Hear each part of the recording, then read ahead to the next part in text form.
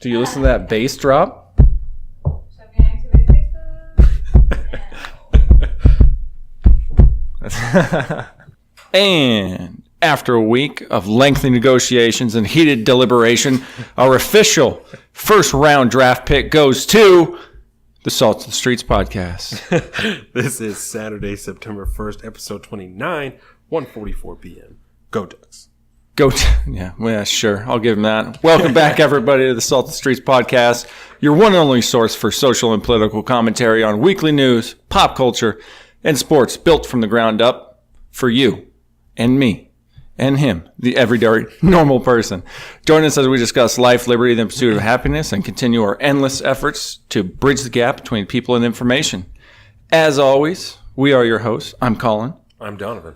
And coming up on this week's show, we're going to be starting off actually with a listener request and taking a look into the heavily underreported and, kind of forgotten war that is the situation in Yemen. From there, we're going to be talking about the late John McCain, who actually passed away last week while we were, as soon as we finished recording the show. Yes, moments later. Yeah. Which was really sad, especially because we had just talked about that. That was what we closed on, I think. Yeah. Was watch out for John McCain because we just heard shit's going downhill. Yeah, it's no bueno. But then after that, we're going to be talking about some of the latest and greatest trade talk coming out of NAFTA and some stuff that happened on Friday to kind of might have changed the situation. Some stuff that didn't happen on Friday, really. It didn't really happened on You know what I'm Friday. saying? Boom. Look at that. Boom. But of course, before we dive into the heavy stuff, just a reminder to take a second to rate the show on whatever platform you're listening to us on right now, whether it's SoundCloud, Stitcher, or iTunes, Apple Podcasts. If you like what we're doing and want to help us out, all you got to do is give us a rating and a review. Takes 5 seconds. 5 stars. 5 stars all around. It would greatly help out the show, and we'd love you forever. Follow us on Twitter at... Well, I guess we both have... I screwed that one up. Follow us on Instagram at Salt of the Streets. Give us a like on Facebook at Salt of the Streets. And follow us on Twitter. I am at Big Bird Offie. And on Instagram, too. Yes. And I am at Salt of the Street on Twitter. And on Instagram, I am alpaca_Donovan. Alpaca like the animal. Like the we animal. went over that before when Morgan was here. Yes, we did. We got the backstory behind that.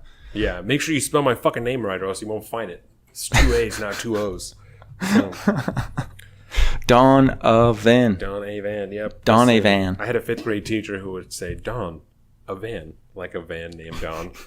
Horrible. He used to make the worst old man jokes ever. But that is a bad one. His name was Mr. Weatherby. Usually I like those kind of jokes, but that's just rough.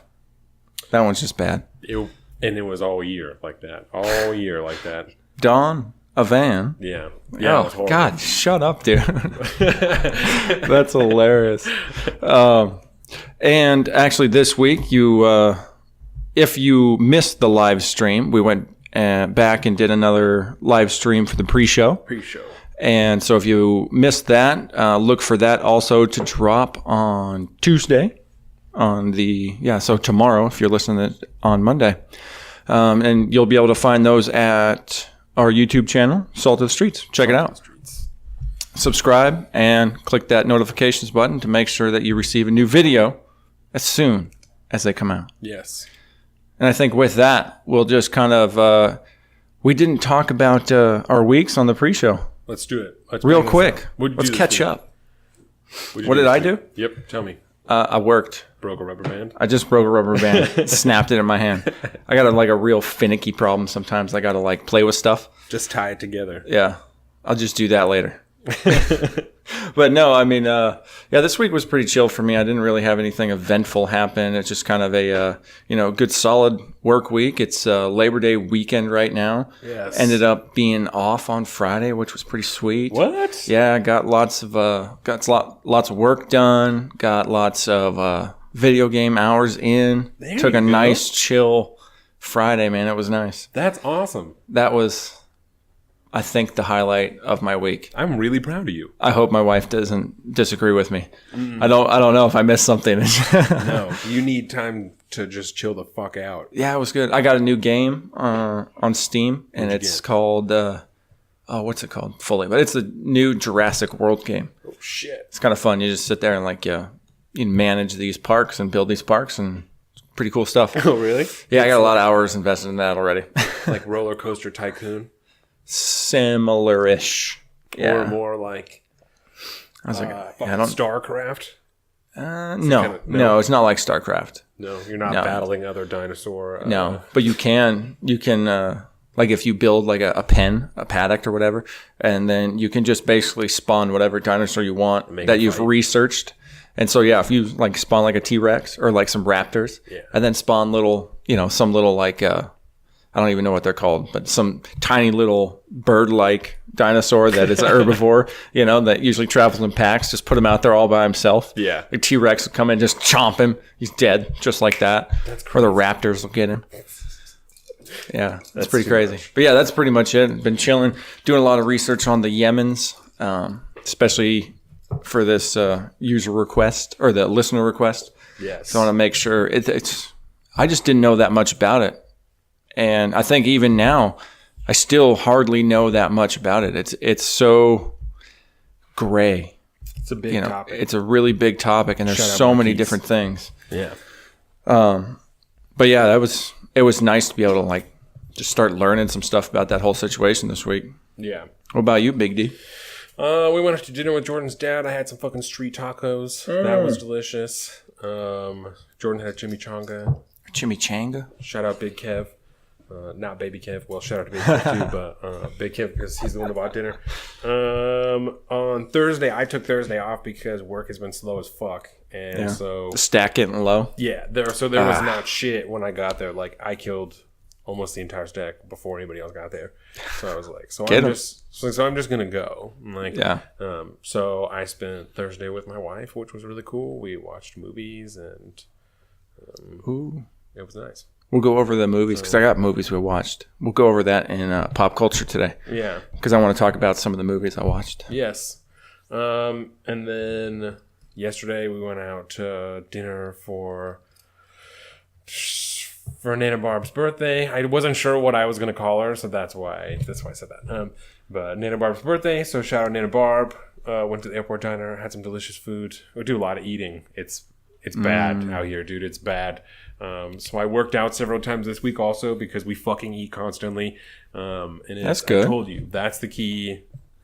Not the key, but that's how people gain the same weight as their pregnant wives, is they eat all of the time with their wife. Mm-hmm. And it's like really hard to not do that because she's eating like 20 minutes after we have a meal, which is totally reasonable. Yeah. And is the right thing to be doing, but not for somebody who's not pregnant. Yeah, I'm thinking on the outside, that's going to be like, oh, okay, let's do this. I know. Just want a little bit. I said, it is shit as simple as like, she's like, well, I'm going to have a bowl of cereal. And you're like, I couldn't even imagine eating anything else right now. Or she's going to make something in the oven. Or like a hot dog is a good example. She's like, I'm going to have a hot dog. So do you want a hot dog? And you're like, fuck. Like I just had dinner. Like, but a hot dog sounds delicious. Like that does sound great. Like, yeah, I was going to say like, cause right now you've said cereal and hot dogs and I've been on, I can always have time for those. You know what I'm saying? So that's a problem. Right. So it's a rough life. But that's it. And then we watched some other stuff. And then I did, of course, research on Yemen, a little bit on trade and stuff like that. So got prepared for the show. And that's it. Trenton bought a house. Shout out fucking T. Paggy. Congrats, brother. Yeah, that's really cool. Super proud of him. So we're going to go and probably kick it in his house later today. And nice. I have a really special present for him. It's really cool. The first picture that he put up was 3 pictures of him and I, like for my senior pictures. That my mom wanted some of us together. So we went to like a soccer field and we both wore jerseys. Like he wore a soccer jersey and I wore a football jersey. And I don't know, my mom's a weird lady. So all different shit that she thought of, So one where we're like doing this and then like one where Trenton's on my shoulders and all types of shit. That's so funny. It was cool. Yeah, we made a heart. We made a heart like this. Oh. That's the other one. That's the third one. Yeah, it's really funny. It's a dope set of pictures. I'll take a picture. Oh, I have it. Oh God, that's so funny. Yeah, screen cap. Yeah, that'll find its way to the Instagram at some point. Oh, I sure it will. Now that I've thought about that, that's hilarious. Yeah. That was the first time I ever met Trenton too. Oh, was it the draft? Oh, that is just Isn't adorable. that great? Go ahead and pass that over there. Yep, that's That just is great. too funny. Yeah, those are from my senior pictures. That's the jersey that Jordan is wearing right now, actually. Very nice. Yeah, I did not. You've never described Trenton to me. Was he not at all what you expected him to be? I had no expectations whatsoever. You had no But- racial expectations. Of my And best this is friend. going to sound well. No, I'm thinking more of and this is going to sound kind of a weirdly hypocritical. He's so much smaller than you. You're a Yes. big guy, and he's so tiny Yes. compared to you. I was like, oh, that's hilarious. It reminds me great? of Carolina and I, because she's so tiny. Yeah, it's always been that way. That's pretty funny. I mean, because I've always been big. That's for whatever age group I was in at the time, especially when we were in like 9th grade. I was definitely one of the biggest kids then because I started to grow early. And then I also grew a lot between like 10th and 11th grade. So I went from 5'10", 5'11" to 6'1" or 6'2", like almost as tall as I am now. So I was Just shot up there. Yeah, not one of the I was one of the bigger kids in high school, but not the same as in junior high. Because when you're in high school, some kids are fucking giant. So there was way more kids that were bigger than me in high school than there were in junior high. They get those real Dwayne Johnson looking motherfuckers sometimes. Yeah, motherfuckers. Wow. That are like 18 and have a full beard. That Yep. that's crazy. I'm 23. I still cannot grow a beard. So I know the kids that could do it when we were in high school. Shout out to all of you guys. Yeah, That's so funny. yes. Because I remember at least when I went to high school, the one or two people that actually had like facial hair and stuff, like they were like looked down upon. And like, oh, that's weird. This big hairy motherfucker already. Like, what's up? What's up with that? That's really funny. And now you get a bunch of people now that, I'm 31 and there's a bunch of people are like, man, I'm 25 and I just can't grow facial hair. And Yeah. like the whole mentality behind facial hair is totally different as an adult. I don't even know if I could grow a beard that I would, but like I would at least sometimes, but like I don't think that I would like have a beard all the time. Like I don't think that that's how I would live my life. Like I would be, I think, much more of like a 5 o'clock shadow type of guy, like just shave it like really close to whatever, but I also don't know because my facial hair is so much lighter than the hair on my head that Is it? Oh, you'll see in November because I do the Movember thing. So That's right. So my mustache is like it's way closer to the color of Jordan's hair than my hair. Yeah, it's more of like a brown. And there's lots of red and orange in there. It's all bad news. So Just a funfetti beard. yeah, it's terrible. So At least you don't have any grays in there yet. So I assume that is what all of my facial hair would look like if I were to grow a beard. I think that it probably would all be that color, which would look really strange. Man, To have a beard that color and my hair this color. And I want this to happen, man. I'm not going to lie. I want this to happen. I think one sounds day, fun. My dad can't grow a beard, but my grandpa had like a sick, nasty beard. And that's where my grandpa on my mom's side, and that's where you're supposed to get like your hair pattern from. So Yeah. I also don't have like chest hair or back hair or anything. So I don't know. I fur pants. Jordan, my legs are like so hairy that Jordan calls them fur pants. Like from feet like all the way to hip. It's Some straight werewolf. Oh yeah, it's super real. Yeah. So that's just. So, Hey, some people are like that, man. yeah. So that's your information. You got a on little the podcast Italian in today. What's that? Yeah, you got some Italian in you, right? Or Spanish? No, yeah, I'm Hispanic, and then I have some Baltic. Oh, there it is. 8% Baltic or something like that. That's what it is. And that's where the eyebrows, I think, is a lot where those come from. You have very strong eyebrows. Very They're strong. dominant, is what they are. That when I watch the video from the podcast, I'm just like, Jesus Christ! Like my fucking Really? eyebrows. Oh yes, That's oh, funny. Yeah. I've never really noticed before. We talk about it pretty consistently, just because of that when I see pictures of myself or videos of myself, I instantly notice like my eyebrows and like my nose, and I'm not by any means ashamed of them, but it's just a thing that I notice first. That's funny. And so I know that it's a commanding feature. Jordan says that they're leadership qualities, like that's what they are. Which There you go. Obviously makes me feel better about it, but I like that. Leadership qualities. she's also my wife and has to make me feel good. So who knows, That's so funny. Oh man. So yeah, let's just jump into Yemen. Yeah. Yemen. Oh, by the way, we were missing, and we didn't talk about a fantasy draft, but that's probably just because we're going to talk about it during sports today. Yes, because last weekend was that did happen the on fantasy Sunday. draft. After the podcast, it was there. It was a 14-teamer, but not everybody was there. Most people were there. But we will go over our teams, not the draft itself, because I threw away the draft board, didn't take a picture. But we'll go over our teams and we'll talk about some matchups. We don't want people to feel bad for us by looking, knowing how good the other teams' drafts are. I mean, well, I don't, mine's going to be bad enough. I don't want people to just automatically assume that I don't know how to draft because I don't. Our draft has, our league has so many different types of people in it that that's true. It is not like the standard group of fantasy players. So it's always a very, very different draft. Like if you do a mock draft, our draft is going to be way fucking different than that. My mom is in the league, and there's you didn't watch really very much football at all last year, but you're in the league. I was flying in blind. Exactly. So, but I get a nice updated. I have a good sense of what's going on because of you. Yes. Take care of that sports every week. Yes. So Jesus Christ. So it's a. But we'll talk about that after in the usual sports segment. Yes. So, would you like to read us in on where we're going to start with this Yemen situation? All right, let me see here. You think you got that?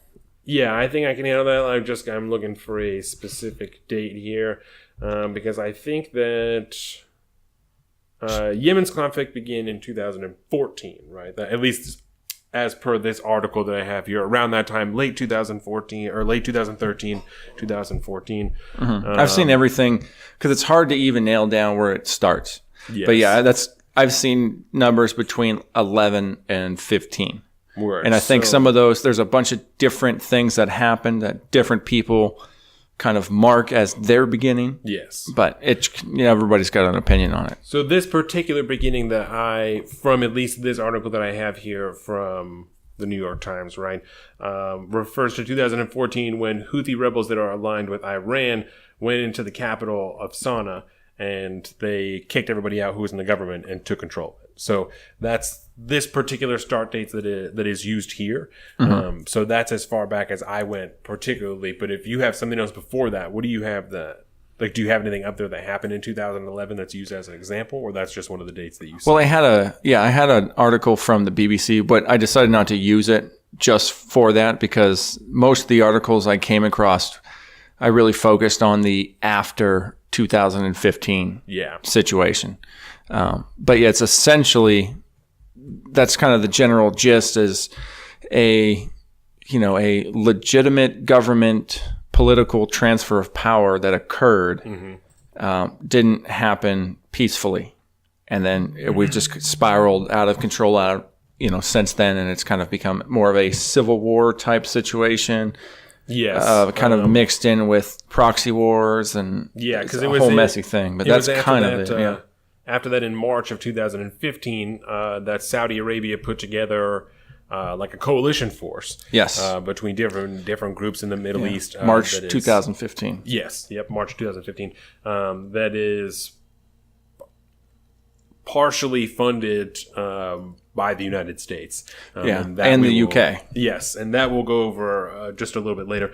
But so Saudi Arabia, who it is important to note is pretty much the main rival of Iran, which is who the Houthi forces are backed by, right? Those are the people that invaded the city and took over the government. They are backed by Iran. Because originally, I think we should just step back for a minute. Yes. Originally, it was essentially separatists or rebels that aligned with the former authoritarian, some call dictator, leader, who was then democratically, quote unquote, or legitimately thrown out of office, and then the new guy was coming in. But he ended up dying, but for whatever reason, these separatist movements who are backed by Iranian interests continue to fight, and the Saudis fight against them, and in those ideals. It's so. But even though he's become like their martyr, yes, for it, but they're still it's essentially like a a political. They see it as a political coup from their side. And so since then, since 2015, when that coalition force was created and was sent in to start fighting these people in Yemen, it's a Saudi-led coalition force, right? So since then, there has been, numerous attacks. Just airstrikes and stuff like that either intentionally or non-intentionally take out huge numbers of civilians. It's been weddings, pretty indiscriminate. Weddings and at markets, and just recently there was an attack, and this is, I believe, the event that precipitated Very good. Marquise's question about this, right? Okay. Was when the bus was hit in the airstrike, and there was I don't have the. There was a number of children, and I want to say it was like 14 children and 10 adults or something like that. It was more than that. I would imagine a full bus. Yes. But yeah, a bus full of kids and essentially teachers and chaperones or whatever were one of the latest people that got hit. Yeah, this is dozens. This article here, this is from August 9th. And so this says, quote, an airstrike from the Saudi-led coalition struck a school bus in northern Yemen on Thursday and killed dozens of people, many of them children. Oh, so dozens of people, many of them. So, Still. Yes. Either way, like you said, so let's see, at least 29 of those killed were children under the age of 15. Yeah. And after that, 48 people were wounded and 30 of those were children. And so one of the other articles that I've read here, right, because we had said that a fair amount of this, or at least part of this, is funded by the United States, right? Yes. And that is in the way of... Certainly, the biggest and most recent example that you can come up with is an arms deal that was signed by the current Trump administration. Do you have up there how many? $670 million worth of arms deal,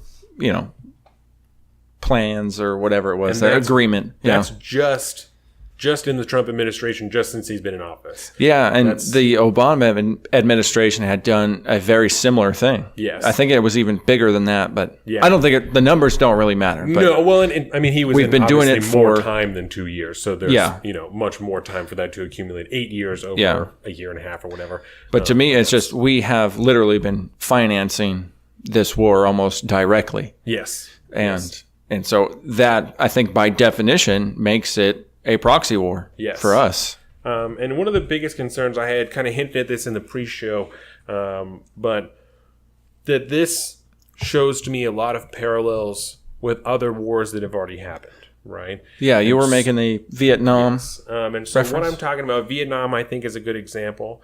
I think that the Afghanistan and Iraq wars are a good example, right, of just things that I can see very similar events happen, right? So before America entered the Vietnam War, right, we provided weapons to at what that time was called the Viet Minh, right, which turned into the Viet Cong. That was the original force led by Ho Chi Minh, right? So we provided them weapons and guidance from the Green Berets to try and help them fight back the communist forces that were going on so as to just kind of keep the peace there, right? Well, because this was when we were engaged in that I forget the wording for it, but they wanted to stop the spread of communism. Exactly. Yes. And then later, the Viet Minh, like I said, which turned into the Viet Cong, used those very same weapons to fight against America when we were then backing South Vietnam and trying to combat communism, right? Because at that time, the Viet Minh, while they were interested in communism, were really trying to fight the main communist force that was coming through North Vietnam. But that's a whole bigger deal, right? So that, like I said, then they used those weapons to fight Americans when we were backing South Vietnam, right? The other parallel that I saw was in the 80s when we provided weapons to the Afghanis, and they used that to fight the Russians. And then later we went back to Afghanistan and they used those very same weapons to attack us. And still are today. Right? And still are to this day. Yep. So it seems like, I know that history repeats itself, right? But it seems like it was recent enough, those two things, That if I can see those, why can the people in the administration right now not see that? You know, that this, and I'm not saying that that's guaranteed to happen, but if this goes on, right, where the Saudis are continuing to do these indiscriminate airstrikes, we have to do something, right? People look to America to handle humanitarian crises. At some point, we will have to intervene in Yemen because that's what people expect of America, right? So at that point, we are then fighting the Saudi Arabians with the weapons that we've already provided them because we now have to fight in the interest of Yemen so as to give them their independence. But that's if we were to do that. I don't think we would ever actually, just because Saudi Arabia is our one ally in the region, we're not going to turn against them. I think if anything, it would be more of a boots on the ground in Iran, who is essentially the proxy force that we're fighting there. That's would be my guess, because the Iranians are somebody that we have an excuse. If you're that type of, say, neocon that thinks that way, I think it was a very similar situation in Iraq. But that's what my guess would be. I don't see us ever necessarily going against the Saudis, because they would try to spin it in the direction that, well, the only reason these airstrikes are going on is because the Iranian-led forces are, they're staking out in hospitals and schools, and so we can't fight back. And so then the Saudis do it because that's just what they do. They don't have any, they don't have any qualms about that kind of stuff. So but if the Iranian forces weren't doing that, then then we, I don't know. That I could see it going that way. And I got a hard time. If it goes that way. I have a hard time seeing us getting into a boots on the ground war with another nuclear nation where we still don't even have a solid agreement with them right now about what we're doing. Well, that's what I still don't think it'll happen. And not only that, but then you have to think about the situation that who is allied with Iran? Russia. Yeah. This is why this... And I think that's why we're just literally turning the other cheek right now, because due to alliance ties, this could cause some very serious problems. And if you don't take that's not our problem to deal with. Saudi Arabia is an extremely rich nation, at least in the leadership and the people that have all the power. And so I think they're very capable of waging a war. That just the problem is that they fight differently than we do. They're not afraid to drop bombs on schools and. But I don't know how long the public, especially with, like I said, with this renewed attention on it, I don't know how long the public will stand for the administration to continue to back something like that. And that's why I feel like the arms deal is already done. Yeah. The Saudis already have it. Like, it's too late. We can stop it where it is now, but they've already received X amount of those weapons, if not all of it. You know? So, I mean, I understand that the right thing to do would be, to right now, just cut it off completely. But that's not going to happen. That's not going to happen. And that's why I come to the point where I think the next logical step, because the only thing at this point of stopping that agreement would be not getting that money from Saudi Arabia, because there's no way that they gave us $670 million straight up, right? It comes over time, but we probably presented those weapons pretty fucking quickly, I'm pretty sure. I said, they've got most of them. They were probably shipped and ready to go. So the only thing we would do by stopping that agreement would be denying ourselves money that is owed to us by another country, right? Which we can't do because we need that money, right? So, the only thing I could see, because I don't personally see us getting into a boots on the ground war with Iran, especially with no agreement being done, with them being backed by Russia, because at that same point, then the administration is also turning its back on Russia, which it just had this big summit with and tried to be all nice and fucking kind with, And so I don't know how we can get involved in Iran, right? I don't think we will. That's the thing. Like, I don't see it happening, because I truly think that if you're in a situation where the United States of America actually has an active military presence on that Arabian Peninsula somewhere, I think you'll be looking at, the geopolitical implications are catastrophic. You're talking World War III level events. And I don't think anybody's going to do that. No. And that's, I think, part of the reason why, one, it's not being reported, because the only people, Vice actually had a good piece on it rather recently. I actually listened to an episode of Pod Save the World, and they just basically, they interviewed, I can't remember her name. She's one of the badass, war correspondents on Vice, and she did a good piece for that. Isabella Young? Yes, I think it was her, yeah. And it was actually a pretty good interview. Yeah. But every now and again, you get something decent from those crooked media. So do you think that it's more likely then that we would provide money or weapons on the sneak to a small faction inside of Yemen, like not backed by Iran, but somebody also not on the team of the Saudis, right? Because the group of people that are working with the Saudis right now are doing their best to keep this deal arm's length. Yeah. Right? That we only have X amount to do with what's going on here. We've requested all the information that we can get. We've asked them for how they decide the precision of these airstrikes, right? We've asked them for all these things that we've not been provided them. We've offered to help them figure out how to be more precise, and they have turned us down. Yeah. Or they've listened and just not done it, right? So that's why I come to this point where eventually, especially like I said, with this renewed attention, the public will expect something to be done, And so with all those things, do you think that the most likely thing is, like I said, to do a Vietnam style shit where we arm what would be the equivalent of the Viet Minh inside of Yemen? So as for them to fight somewhat alongside of the Saudi coalition to get... I think what would happen would be we would essentially step up from a third-party role as kind of an observer. Mm-hmm. Always happens once per show.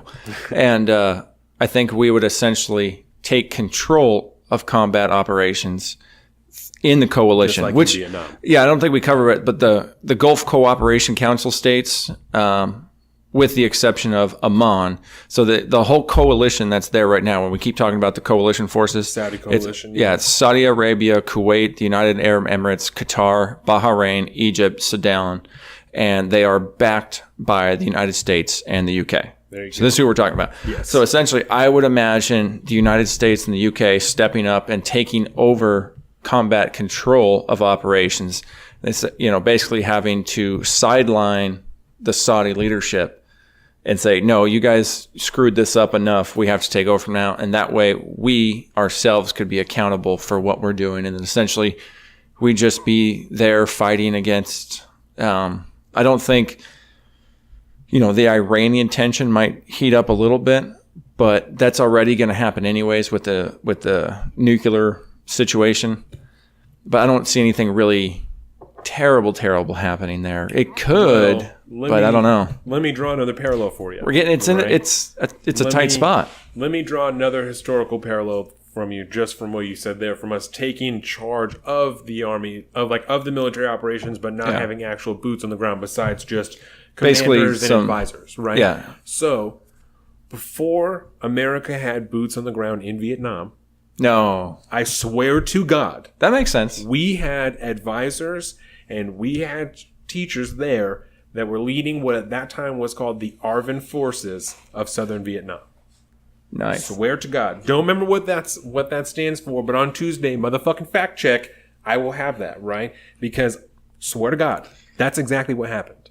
That makes sense. We provided weapons to the Viet Minh, right? The Viet Minh turns into the Viet Cong, and they're fighting on the side of the North Vietnamese, which is backed by China and backed by the Soviet Union, right? Mm-hmm. So then we have to be on the team of Southern Vietnam to fight communism, and that is the ARVN forces. Makes sense. So we are advising people and providing helicopters and weapons for them to use, but we don't have boots on the ground there. We don't have soldiers there. Did the similar thing before, at the very beginning, I guess, or right before World War II in China, sure. With the Kachins up in the hills. The great Frank Sinatra movie about that. It's fantastic. Never So Few. It's not really about that, but it takes place. I don't know that But personally. I certainly trust you. I mean, it was military forces, but this essentially was the beginning of the OSS. Yes. And that's so yeah. And this was And that was all about the build up to, I think, what later became Korea, Yes. right? Because we're talking issues with China, with Chiang Kai-shek and all that, all this stuff. Yeah. Yeah, so that's what. So, like I said, it was in the 50s that Green Berets went with weapons to teach the Viet Minh, and then it was in the late 50s, the early 60s, that we were there with advisors with the ARVN forces in southern Vietnam, and then Gulf of Tonkin. Not long after that, Gulf of Tonkin, and then we had, at the height, hundreds of thousands of soldiers there. That it's stupid.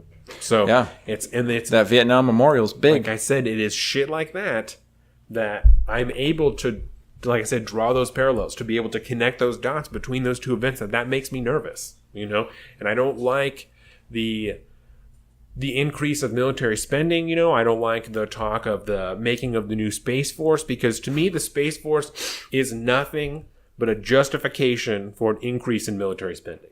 That's it. Right? Because if you're going to keep adding more and more and more money, but we're not in a war, we're trying to get out of the wars, we're trying to get away from this, we have to justify somehow spending more money every year on the military. You do that by creating a sixth branch, because now you got to put new people in it, you got to buy all this new equipment, you got all this new industry that you have to make, because now we're going to space, and we're doing it military style, not fuck NASA, fuck Elon Musk. We're not doing it that way. We're doing it military style. We're doing it America style, So that's exactly what's going to happen. Is all that money just goes to new equipment and new shit, training people that you could be trained somewhere else for half the cost. We're going to make them a new program. I'm not going to disagree with you, but I will say this: that last week, when Neil deGrasse Tyson was on Joe Rogan, he talked a little bit about that, and he made some interesting points about the fact that scientific and technological breakthrough are always generally right in line with an action by the military. And the two kind of go hand in hand.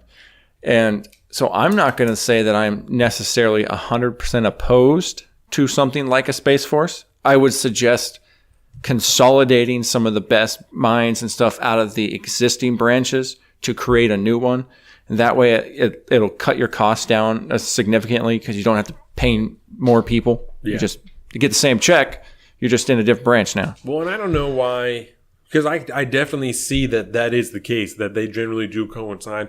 Yeah. But I don't necessarily think that they have to. No. It's just kind of the way it is. I don't see why you couldn't refund NASA, right, and just add another wing to it that is motherfuckers that are veterans that want to stay doing shit like that. So now come be in NASA, and you can have a gun and tote around in space. You know what I'm saying? And do all that here, because we're going to go to other planets and we're going to keep investigating and exploring and doing all this shit. Why not just add another sec to NASA and give those motherfuckers their jobs back? I think a Space Force will be kind of mostly kind of a in-house R&D. Well, a lot of R&D. I don't think it's going to be like space stations and shit. It's still going to be satellites, and they're going to be trying to weaponize shit like that. Yeah. There won't be any people hanging out in space. Yeah. Dude. Lasers, bro. You got people hanging out, just think about it. Japan you put you have a satellite array of ICBMs loaded, orbiting 4, 5, 6 different spots around the world at all times. You have the ultimate advantage. Like, we don't need a space station up there with spaceships and all that shit. We just need, you got satellites with ICBMs on it, and you're very capable of doing that right now. I think that's what a Space Force, if that's the way it went, would look like, at least for now, in our lifetime. And that's why it's fucking terrifying. That's why I feel like I don't see why that couldn't be done through NASA already. Totally could. Just refund NASA. Like I said, just add that extra wing to it, that even if it's not going to be dudes with guns toting around in space, then it's missiles on a fucking satellite at, different points around the globe. Or if we can just make like NASA kind of head of the government, and that way it would just look like the Federation from Star Trek. We just do that. Everything would be peace and science based. The Galactic Senate, like in Star Wars. I never appreciated that until I got older, and I'm like, that's fucking rad. Like, that's so sick. So like you watch the the prequels, and they have a couple scenes in the Senate or whatever. There's like thousands of senators. This would never work. No wonder nothing ever gets done. The stage floats down when they're going to talk, and they sit in the middle of everybody, and that'd be pretty dope. It's super cool. We should do that. So, anyways, that's pretty much where it is right now, right? Because most of the talkings about it come from these airstrikes where civilians are just murdered, essentially, mercilessly, because there is not enough discretion as to where the airstrikes are going to be. They're not precise enough. And that's kind of what I was talking about. America is at a point where we can only offer so much help before, like you said, we have to step in and just take control and lead them, But I think that will happen.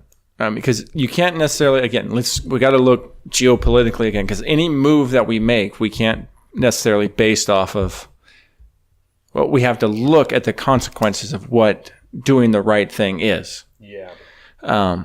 But we have the capability, and we do it all the time, of kind of running these,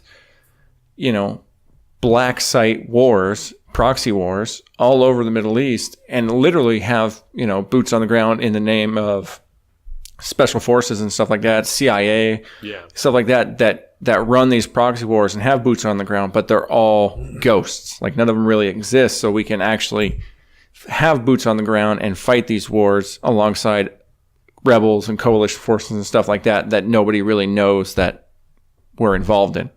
We kind of know that we are, but nobody can technically prove it. Well, I can see it doing that. I will call it right now, from my own personal standpoint, that if America does any more than send money there, if we at any point have any military personnel there to advise, we will soon after have boots on the ground. This will turn into another war. Against Saudi Arabia? Or... That's what I'm saying. I don't know. Okay. I don't know. But if we send advisors there will be boots on the ground. It will turn into another war. It'll escalate. Where people that are the same age as us will be going there and dying for some senseless shit, just like they did in Vietnam, just like they did in Afghanistan. That's exactly what this will be. And I feel comfortable calling that right now, that if it escalates past this point, that is what will happen.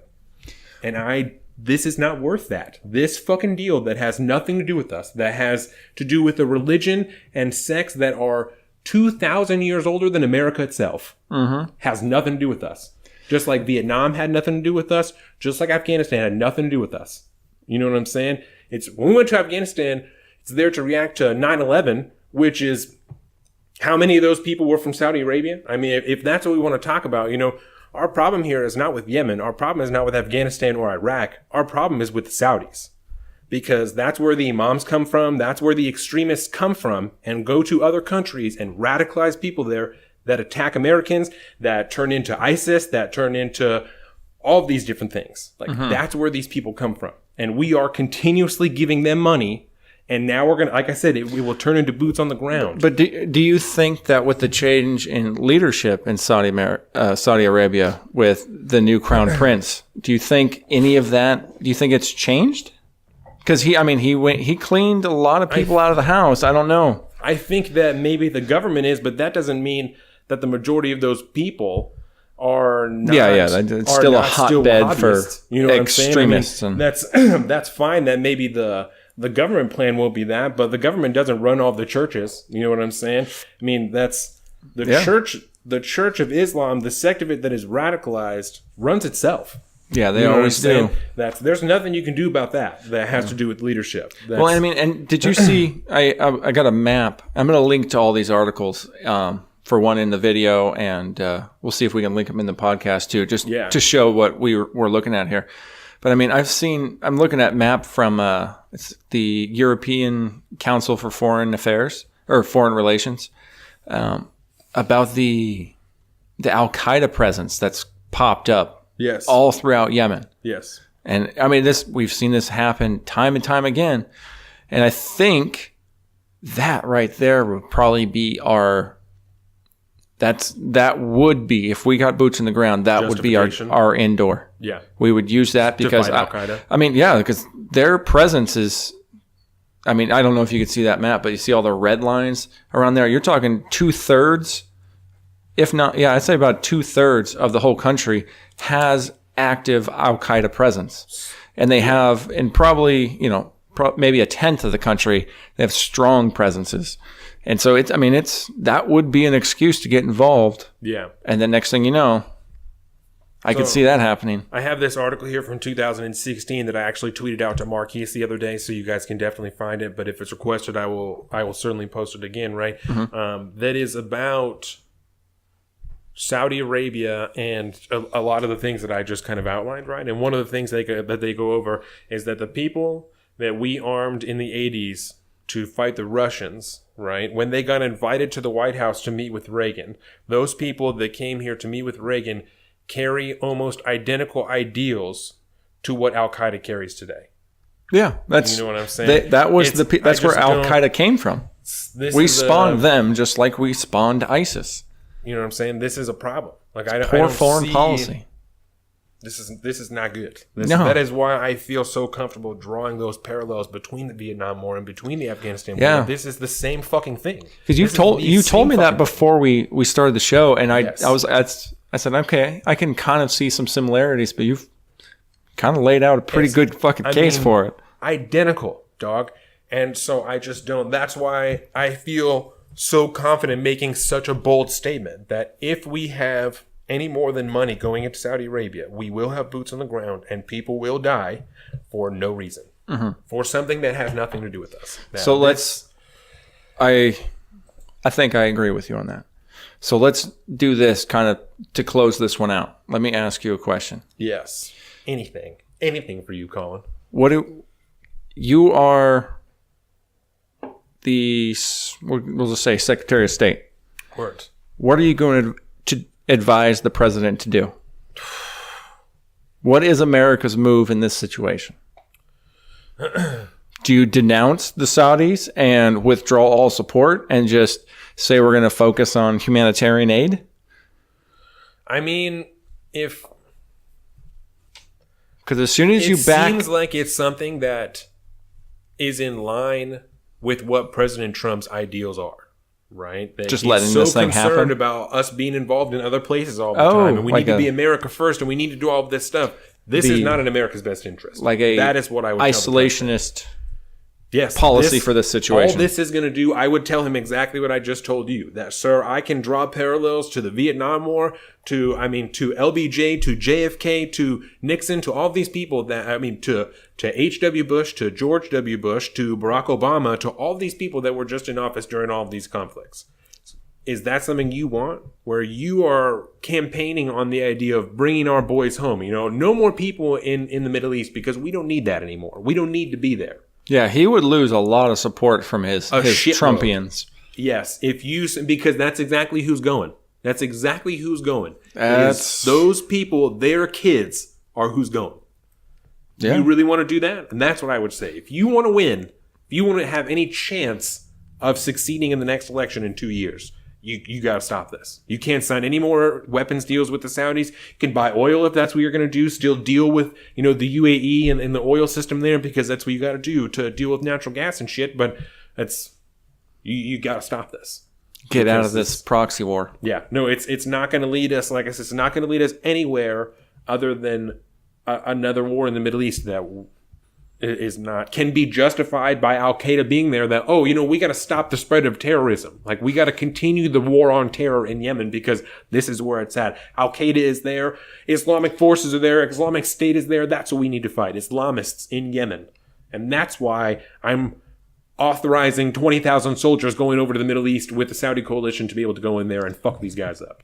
Now, I wonder, I'd be interested to see if, let's say he did that, became rah-rah war all of a sudden. And how many... With John Bolton in there, or that's what his name is, right? John Bolton? Yeah. I think that's his name. I think so. I know it's Bolton. Yeah. We'll just say Bolton's in there. Mm-hmm. I think it's John Bolton. It's either that or that's an actor. I can't remember. Yeah, Mattis is more level-headed, I think. But, Bolton is obviously a hawk. Obviously.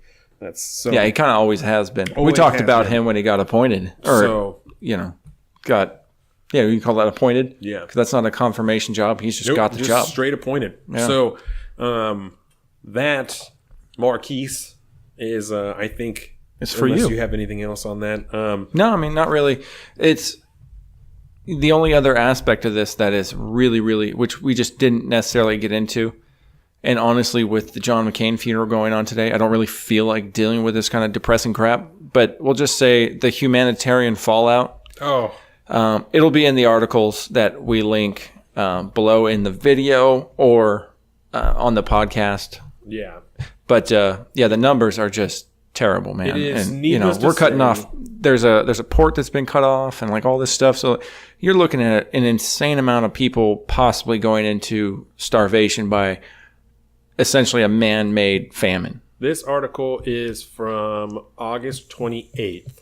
And this says that the conflict has resulted in 16,700 casualties, including 6,475 civilians. And this is the only ones, that's like ones that we kind of know about or guesstimate. That's what we know about. The situation is so bad that nobody can actually get an accurate count. Yeah. I mean, you're finding the rebels there are doing the separatists, whatever you want to call them, the Houthi. Yeah, the Houthi rebels.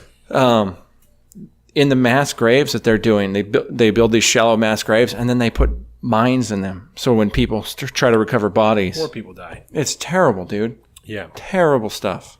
yeah. So I don't feel like talking about that. So, Marquise, if you have any other questions, if anybody out there wants to know where we got this information, if you question anything that we have, we will tweet this article to you. We will send you the article. We will do whatever you want.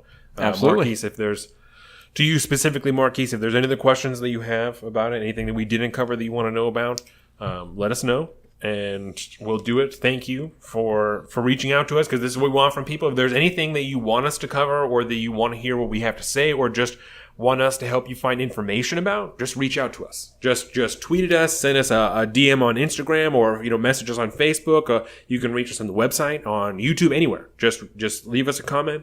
Or send us a message, and we will get back to you most certainly. There's no question about that. We will 100%. So, again, thank you. If you have any other questions, let us know. It actually kind of makes it real fun for us. This was nice because yes. we didn't have to look for a topic.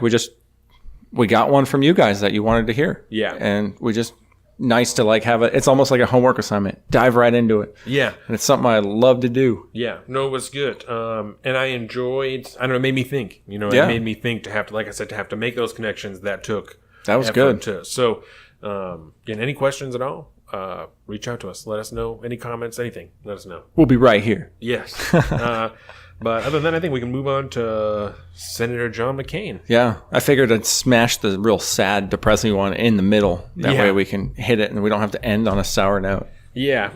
So we have talked about John McCain before. He was a very prevalent senator when he was there, when he was active in Senate. I mean, he was especially doing lately. stuff all the time. Yeah, and especially under lately. the Trump administration, been very, very active, and he became an all-star with his thumbs down moment. Yes. But we'll talk about that later.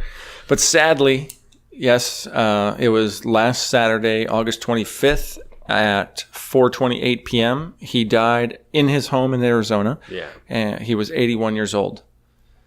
And all weekend there's a bunch of ceremonies going around, and I think his actual final funeral is on Sunday. Tomorrow. Tomorrow. Because there was one today. Yeah, there's this. I think his body's being moved today. It's my guess. Going from the Capitol down to Annapolis, Maryland. Because he spent some time in Arizona, in the Capitol there.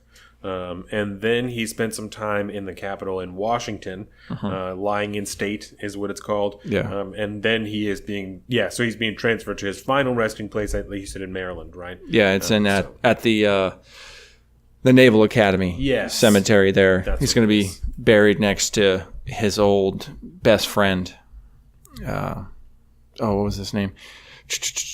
Admiral Chuck Larson, his old buddy from the Naval Academy days, and they go way, way back. His best friend, and he's being laid to rest next to him. Yeah. So, like I said, we've talked about him before.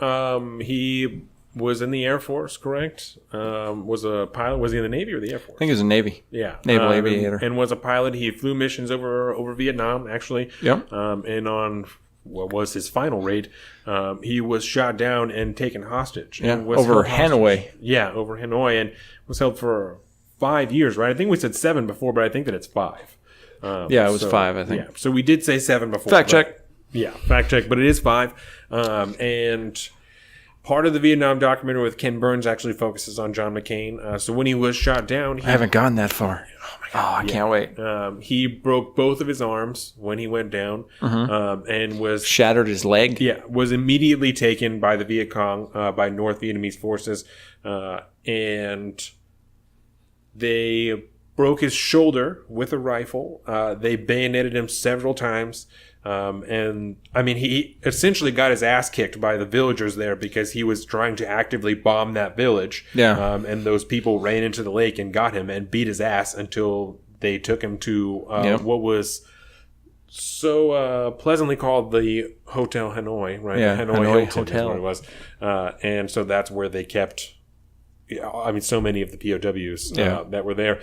And like I said, he was held there for 5 years. Two in solitary confinement. Yeah.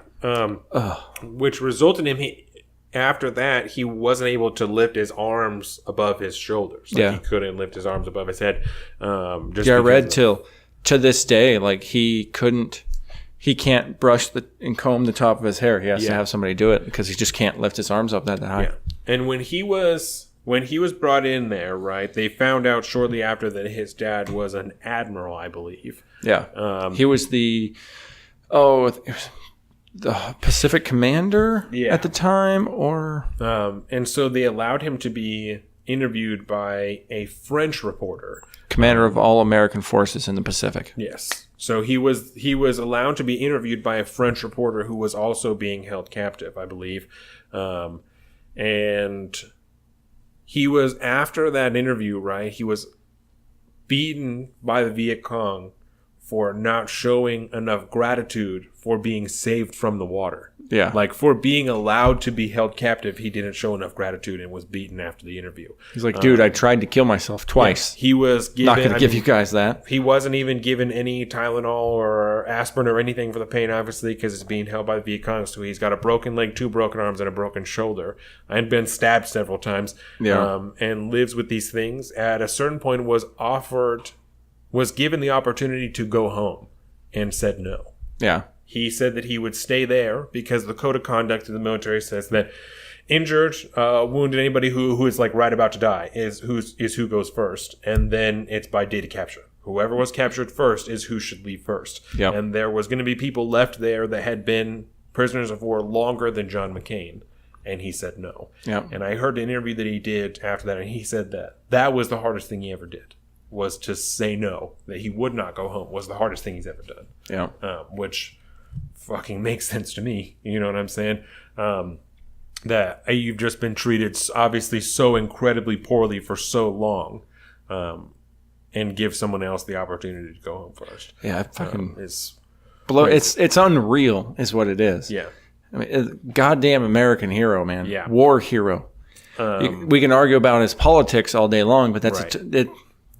And I hate the fact that has taken the stage for so long. As people, that's even a focus at all. You know, in the comment sections of some of the articles and that, like the YouTube live stream and stuff I was watching of his funeral day, people are fucking disgusting. Yeah. You can dislike his policy all you want and his mindset about politics whatsoever, but you don't know the rules, man. You can't do that. Right. You just don't touch that kind of crap. Jesus. His wife said, because she put out a statement after he died, right? And I told Jordan this, and we both almost cried together. His wife said that he died the same way that he lived, on his own terms. You know what I'm saying? Which I thought was so incredibly fucking powerful. Just so incredibly powerful. But another thing to note is that I'm tearing up right now. Like that's too much. That's wild that she said that. But so President Barack Obama gave a eulogy there, and so did President George W. Bush. And you caught that this morning, right? I caught I watched it Some afterwards. of it? I watched the Obama one, but not the George Bush one. I didn't have a chance to watch that. Yeah. But Obama, I mean, obviously Obama's speech was great. He's of an course. incredible public speaker. I He mean, is. regardless of how you feel about him as a man gets or up a there and president, or tears anything, it up. He is an absolutely incredible public speaker. So that was a great speech. It was interesting to watch, you know. Yeah. So they both gave speeches, and the current president, Donald Trump, was not invited to the funeral. Yeah. I don't know whether he was asked not to come or just wasn't invited. Like, I wouldn't say either of those things. So I don't know what the actual truth on that is, but he was not there at the request of John McCain. Yeah. Which, I if think that that's what it doesn't say was. something to you about the state of politics and the state of the current administration, then I'm not sure what does, right? Yeah. Because if you don't remember, Donald Trump once said that, what was that he liked people who didn't get captured. Yeah. That's what it was. I've seen that clip make the rounds again Yes. on the social medias. President Trump was provided the opportunity by Sarah Sanders and other people in his administration to put out a statement that they had put together that all he had to do was okay and sign it and they would release it. And he said, no, don't do that. I'm going to tweet about it instead. Yep. And decided that he would just drop a couple lines on Twitter about Senator McCain and his passing, and that's how he would handle it. And I think it was a kind of your standard thoughts and prayers text or tweet. And then all of the flags in the Capitol were put at half-staff, right, through all the monuments and on the White House. And generally the way that it's done is that on the day that the person dies, it's half-staff, and the day that they're laid to rest, it's half-staff. Right? Yeah, they keep it flying at half staff, I think, right, until they're buried. Specifically because he was a sitting senator and died, that is how it is that its flags just stay at half staff the whole time, right? Like there's okay. Yeah, I see what you're saying. And otherwise they can go back up, and then on the day they're laid to rest, it goes to half staff, right? So all of the rest of the flags in the Capitol, at the Washington Monument, the Lincoln Memorial, all those things, all the flags were set to half staff, and President Trump decided the one in the White House should be back at full staff. And then obviously subsequently took a whole bunch of fucking heat for it. And as he should. And it's now at half staff again.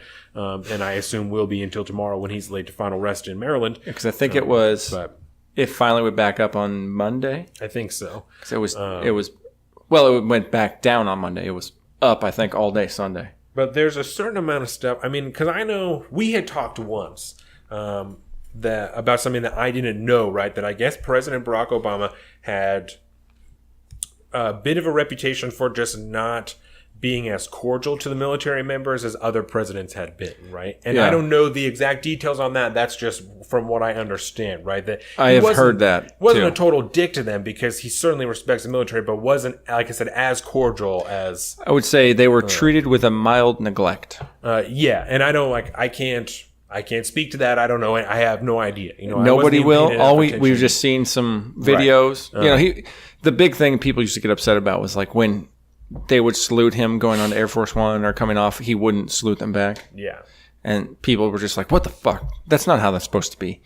And I mean, I can understand that feeling and stuff, and I would have to look to see, because I'm sure he was asked about that a time or fucking two. You know, so I would have to see what his reasoning was for that. It might. I don't know. I'm not going to speculate because I have no idea about that. But that is particularly the case, right? But if you want to talk about someone disrespecting the military, right? This man right here, who was a prisoner of war for 5 years and then came home and served in the Senate for how fucking long? I mean, a long time. I mean, he got in the 80s. You know what I'm saying? And it's 2018 now, so close to 30 years, if not 30 years, that he was in the Senate. I think it was 30 years in the Senate. Yeah. And this man, I can't remember. This man doesn't deserve that respect, right? The last senator to die in office, I believe, was Daniel Inouye, who was the first Japanese American senator, right? He also served in World War II and lost his arm in World War II, and I believe, fact check, received the Medal of Honor at the same time.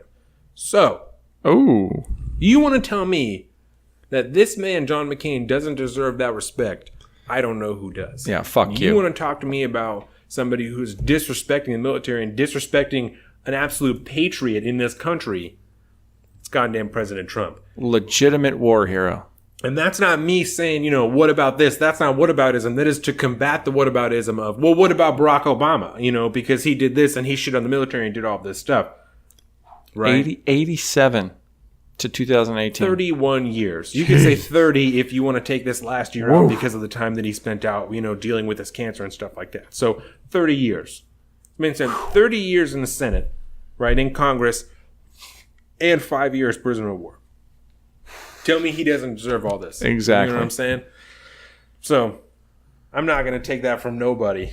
And I hope some of those, and I hate keep kind of going back to them because I don't want to generalize the Trump supporter, but as well as I do, there's a population within that population that are kind of, we call them the always Trumpers, that should be disgusted by that. Everybody should be disgusted by that, regardless of what you thought about the Senator John McCain. Yeah. You disrespecting an American war hero. Sorry, but fuck you.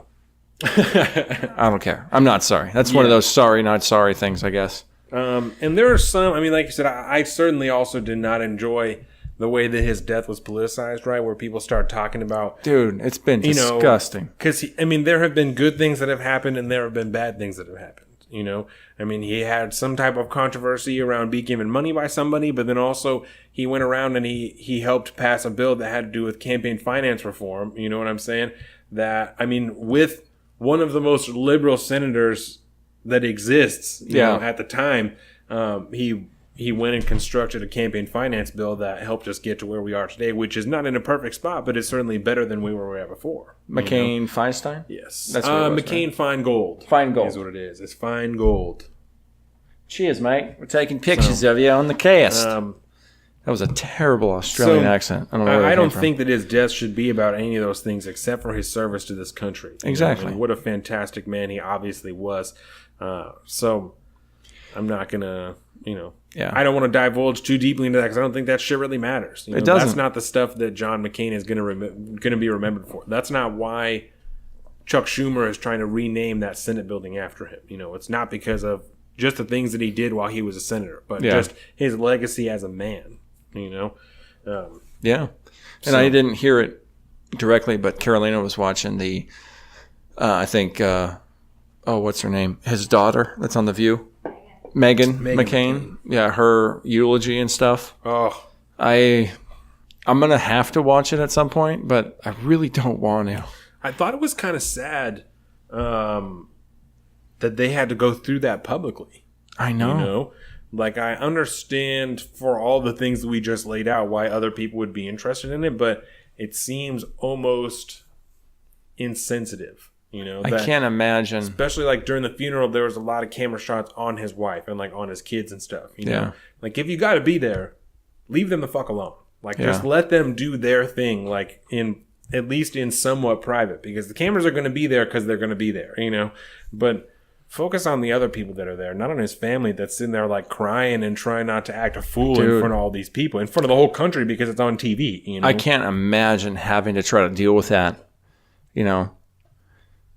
from Meghan McCain's point of view, and then being on that show that she is, The View, and it's apparently it's a pretty popular show, I guess. Super popular. I don't know. Is it daytime television? Is that why? Okay. Yeah. But I can't imagine trying to go through the death of a father publicly like that. No. I mean, it is. You kind of, when you go through something like that, you kind of realize how private that kind of stuff really is. And it should be. And I can't imagine having to deal with that publicly. And especially, you're the grieving widow and you have to, there's all this pomp and circumstance that you have to do and all this. I just can't imagine. Rough, dude. Yeah. That's why I sandwiched this thing in the middle. Into not quite so depressing things. Yeah. Because then we'll move into some fun stuff. Not really, but it's basically talk shit on Trump Day. Yeah. Because, most days are like that these days. Jesus. But yeah, I think, my thoughts go out to his family. Absolutely. I can't imagine having to deal with that kind of loss and, sorry. Yeah. It really sucks. His wife was like wearing his wings during the ceremony, which I thought was really nice. there's a lot of people that reached out to him at his service earlier this week. Larry Fitzgerald was there. Oh, wow. Who's a wide receiver for the Arizona Cardinals. Yeah. I guess they had been friends for like many years. They met through some event and had been friends for a long time. That's cool. So Larry Fitzgerald spoke. Joe Biden spoke because Joe Biden had a son named Beau Biden.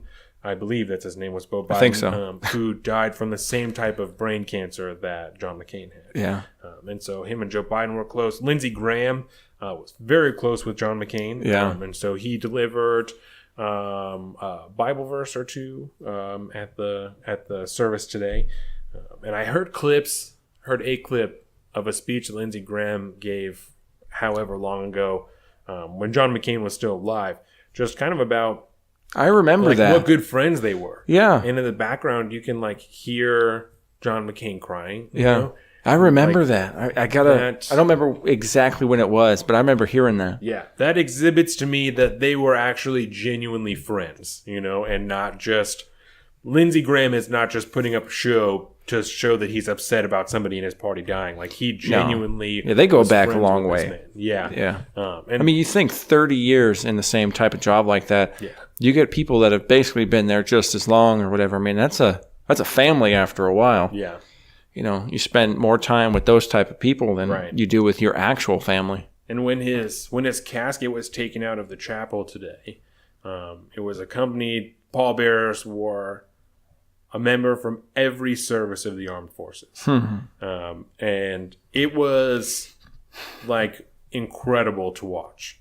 You know, just how precise and synchronized those movements were from those 8 men. It was impressive. They're very, the military honor guard is, they're pretty on point, man. Yeah, to watch them, you know, pick them up like that and then turn around, everything. It was crazy, and so that was, I thought, really cool. Yeah. I dropped a tear because I saw Barack Obama drop a tear when they carried John McCain past him, and I was like, "Fuck me, man! It's like it's too much. I can't handle this right now." That's what, like I was saying, like I watched a lot of that stuff before the show today, and I was like, I gotta shut this off. This is not smart. I can't go into the cast, feeling all sad and depressed. But you know what will keep me from becoming sad and depressed? Talking trade with you, buddy. We're talking NATO. Or not NATO. God, NAFTA. Did I just say NATO? NAFTA. Yeah, NAFTA. We're talking the North American Free Trade Agreement and some stuff that's basically gone down over the last, week or so? How long have these talks really been going on? I think about a week. About a week? Maybe 2 weeks. And, old President DJ Trump there might have shot himself in the foot again. Yeah. Earlier this week, a trade deal was announced by President Trump while he was on the phone with the president of Mexico. And they talked about... they announced a trade deal between the two, between America and Mexico, that would, with the intent to replace NAFTA, which is a trilateral trade agreement between Canada, the United States, and Mexico. Hence, North American. Yes, hence North American Free Trade Agreement. So Canada was obviously super pissed because now they're making a bilateral agreement with just Mexico, which is frustrating. Yes, please. Oh, I'll get the bottle open. That is service. And I mean, these talks have been contentious Thank you very much. since the get-go. Yes. Right. Because President Trump is a dick to everybody around him. Yeah, and America, especially little baby Trudeau. You know? Yeah, yes. He bullies him so bad. Well, and then it's put on extra pressure because the president of Mexico his term is done in December. Yeah, and so they have to get a deal done soon so that Congress and everybody has enough time to approve it because it takes 90 days for them to do that process and have everything done. So they are trying to jam it through because as soon as somebody new gets into the office in Mexico, you have no idea how they might want to change what's going on. So, especially, I think, with the incoming government, they're not probably going to want to go with whatever trade deal they're going on. I think that's the push right now. Yeah. They want to change it so that when they get in, the next guys can't change it. But so this, I think the big one for me, the big story that popped on this thing, because I don't know, do you have any numbers behind any of this stuff? I don't. Because I haven't seen any kind of numbers or anything. It's just that it's happening. They're negotiating. They have deals. Because whatever. they didn't finish a deal on Friday. Like they intended, they wanted one to be done by Friday, but it wasn't. Yeah. Because Canada can't get on board with what's going on. At this point, I don't know if they should because we haven't seen any numbers on it. And now that, Trump's comments that were, his so-called off-the-record comments that kind of leaked out after a interview with Bloomberg News, basically said that we're just trying to fuck them. We're trying to screw them. Well, so... It's kind of what I got out of it. It's going to be so insulting that they're not going to be able to make a deal, And it just sounds like Trump already is going to say no to whatever deal. He's made up his mind or whatever. And it just sounds bad. Well, that's because, some of the big things that President Trump is focused on is fucking dairy for some reason. You know what I'm saying? And a big thing for him is auto parts, right? That's a big thing that he keeps talking about is cars and trucks and auto parts. So that's one of the things that's being harped on, because one of the things that was set up in NAFTA was that, I believe, any car that came through either of those places had to have X amount of American parts in it, right? So that you couldn't build a car in China and then bring it into Mexico and then put it into America, because NAFTA set up a part of. Let me start over. Part of NAFTA, right, was so that almost all goods being traded would be tariff free. That they would just flow freely throughout North America between Canada and Mexico.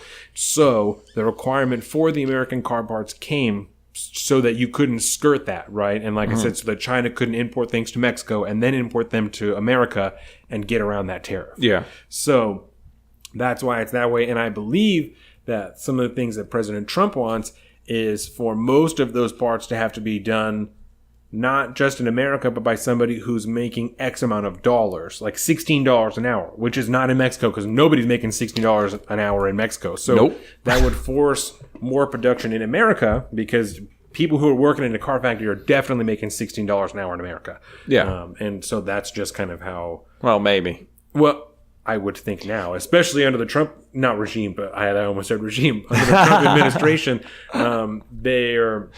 that's something he's focused on is American industry. He wants more things to come out of America. So, like I said, dairy is one thing that he's focused on, which I think is really interesting because he says that it's 300% or something like that from Canada. Yeah, I think it's from what I've heard, the tariff on dairy products into Canada. So if Canada's buying our dairy products into Canada, okay. Yeah, I'm pretty sure it hurts the dairy farmers a good amount. But not including Canada in an agreement is a big problem, because I believe the number is 36 states in America. Their primary trade partner is Canada. Mm-hmm. So that harms a majority of the country. Where do you think Home Depot gets all their timber imported from? Right. Certainly Canada. not America. It's Canada. Yeah. Because it's cheap. The cheap stuff that you buy at Home Depot, look at it. It all comes from Canada. Canada is a huge timber supplier for us. So many trees in Canada. So many trees. But don't cut them all down. No. So it's, again, that is the problem with not including Canada in a trade agreement through North America, is that if Canada gets upset, if Justin Trudeau's getting pissed off, he's fuck it, I'm going to slap tariffs on everything that you send into Canada, and that's how it will go. Canada will make more money, and America will spend more. Yeah, just another front on the trade war. That's because, again, if President Trump wants to get a second term, he can't turn his back on 36 of the 50 states in America and say, well, you got to figure out that money by yourself, because, we're especially, not I mean, those are his demographic. Yeah. That's part of his base demographic. There's not money in the budget to subsidize the tariffs for 36 states for things into Canada. You know what I'm saying? No. And that's that's exactly what he did with the farmers. Billions of dollars going to the farmers because of this trade war with China that he's having to, what is it, $12 billion, I think? I'll fact check that, but I think it's $12 billion that he had to give to farmers because of all the tariffs and stuff on soybeans and shit like that go into China. And has Congress done anything about trying to pull some of the power away from the executive branch when it comes to making trade deals by themselves with other nations, which should be constitutionally a thing the Congress deals with. Yeah. Well, and I think it's hard enough that majority is so slim. Yeah. You know, that nobody can, because I think that if either party, if the Democrats or the Republicans had a 10-seat majority in the Senate, shit would be getting done. You know, I mean, things would be able to get passed either way because you could get enough people on board to get it through. You know, if you had that 60 people majority, then I don't think they would be as stagnant as it is now. Yeah. Either way, you know, that's regardless of who it is. I feel confident that even if the House of Representatives was majority Republican and the Senate was majority Democrat, I still think more would get done than is getting done now. Probably. And probably more compromised bills, a little more even on both sides that kind of both parties felt happy about. Because you would hear the minority in the Senate would hear from the majority in the House, and the minority in the House would hear from the majority in the Senate. And things would be easier to, I think, personally. Could be. Just get a little hair closer. You sound real good when you're up close. Yeah. I just noticed you're starting to fade off. No, you're good. But yeah, again, I don't know why the president has all this power, because he should not have all that power. Are these things that are, do you know, sorry not to interrupt you, but are these powers that are delegated in the Constitution to the president or to the Senate and it's just been taken over, or like to Congress and it's just been taken over by the president? I'm pretty sure it's been kind of slowly piecemealed to the executive to be able to do this under the auspices of national security. Yes. Then that's okay. I got you. National defense. Sorry, because that's how most of this is justified. Because it's a national security concern. Yeah, because you can in good conscience argue that trade is a national defense issue. You can easily do that in big picture. But on a specific like trade deal like NAFTA, I don't think so. Yeah. And like with China, I don't think that should be something. China isn't they could be a threat, but realistically, China isn't a military threat to us at this time. Not if trade is working out okay. No. Like, as long as everything is chill. But you give them enough power to go in there and fuck it all up, then maybe it will be. I don't know. You know, the whole, No, I agree. Especially when you need to be on their good side to try to rein in the Kim regime. Yeah. But hey, whatever. I don't think Donald Trump really knows shit about trade. I think that's really my problem. Every single move that he makes, he loves this fucking tariff nonsense, which is just, it's a tax on Americans. Yeah. Here, everybody, have a tax cut. Now I'm gonna go fuck with the trade system to, I'm gonna give a bunch of tariffs, which now means everything you buy is gonna be more expensive now.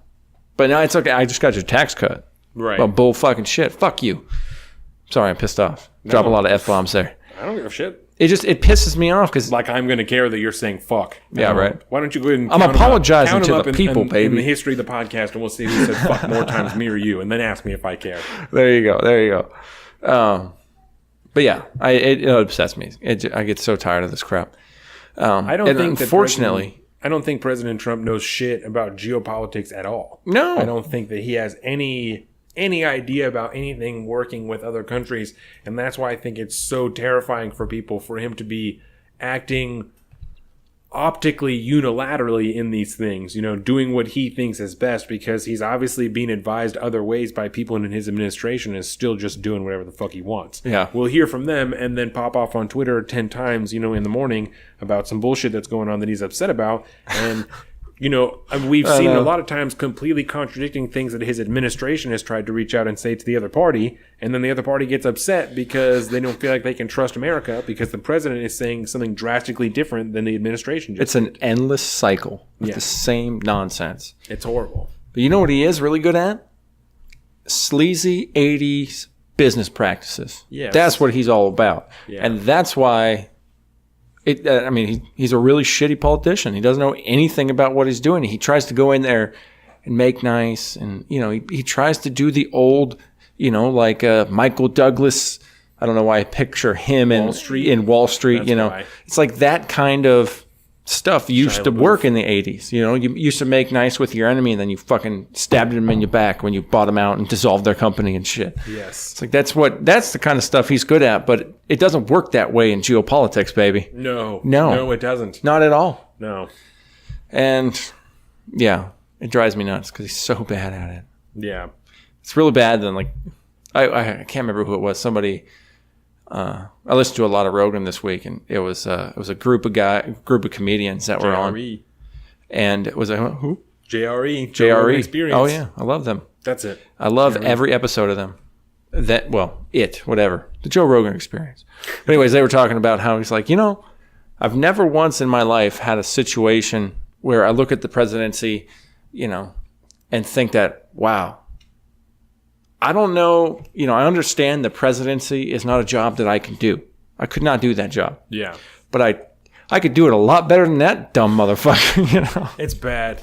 And I was like, that's a good way to put it. I don't hate that.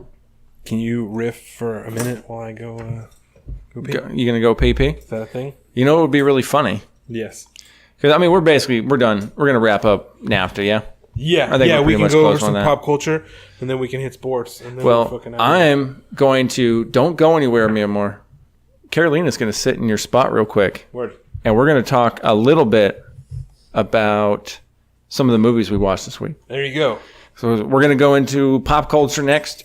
Dawn and I have some discussions about Deadpool 2. Ooh. I can't wait to do that.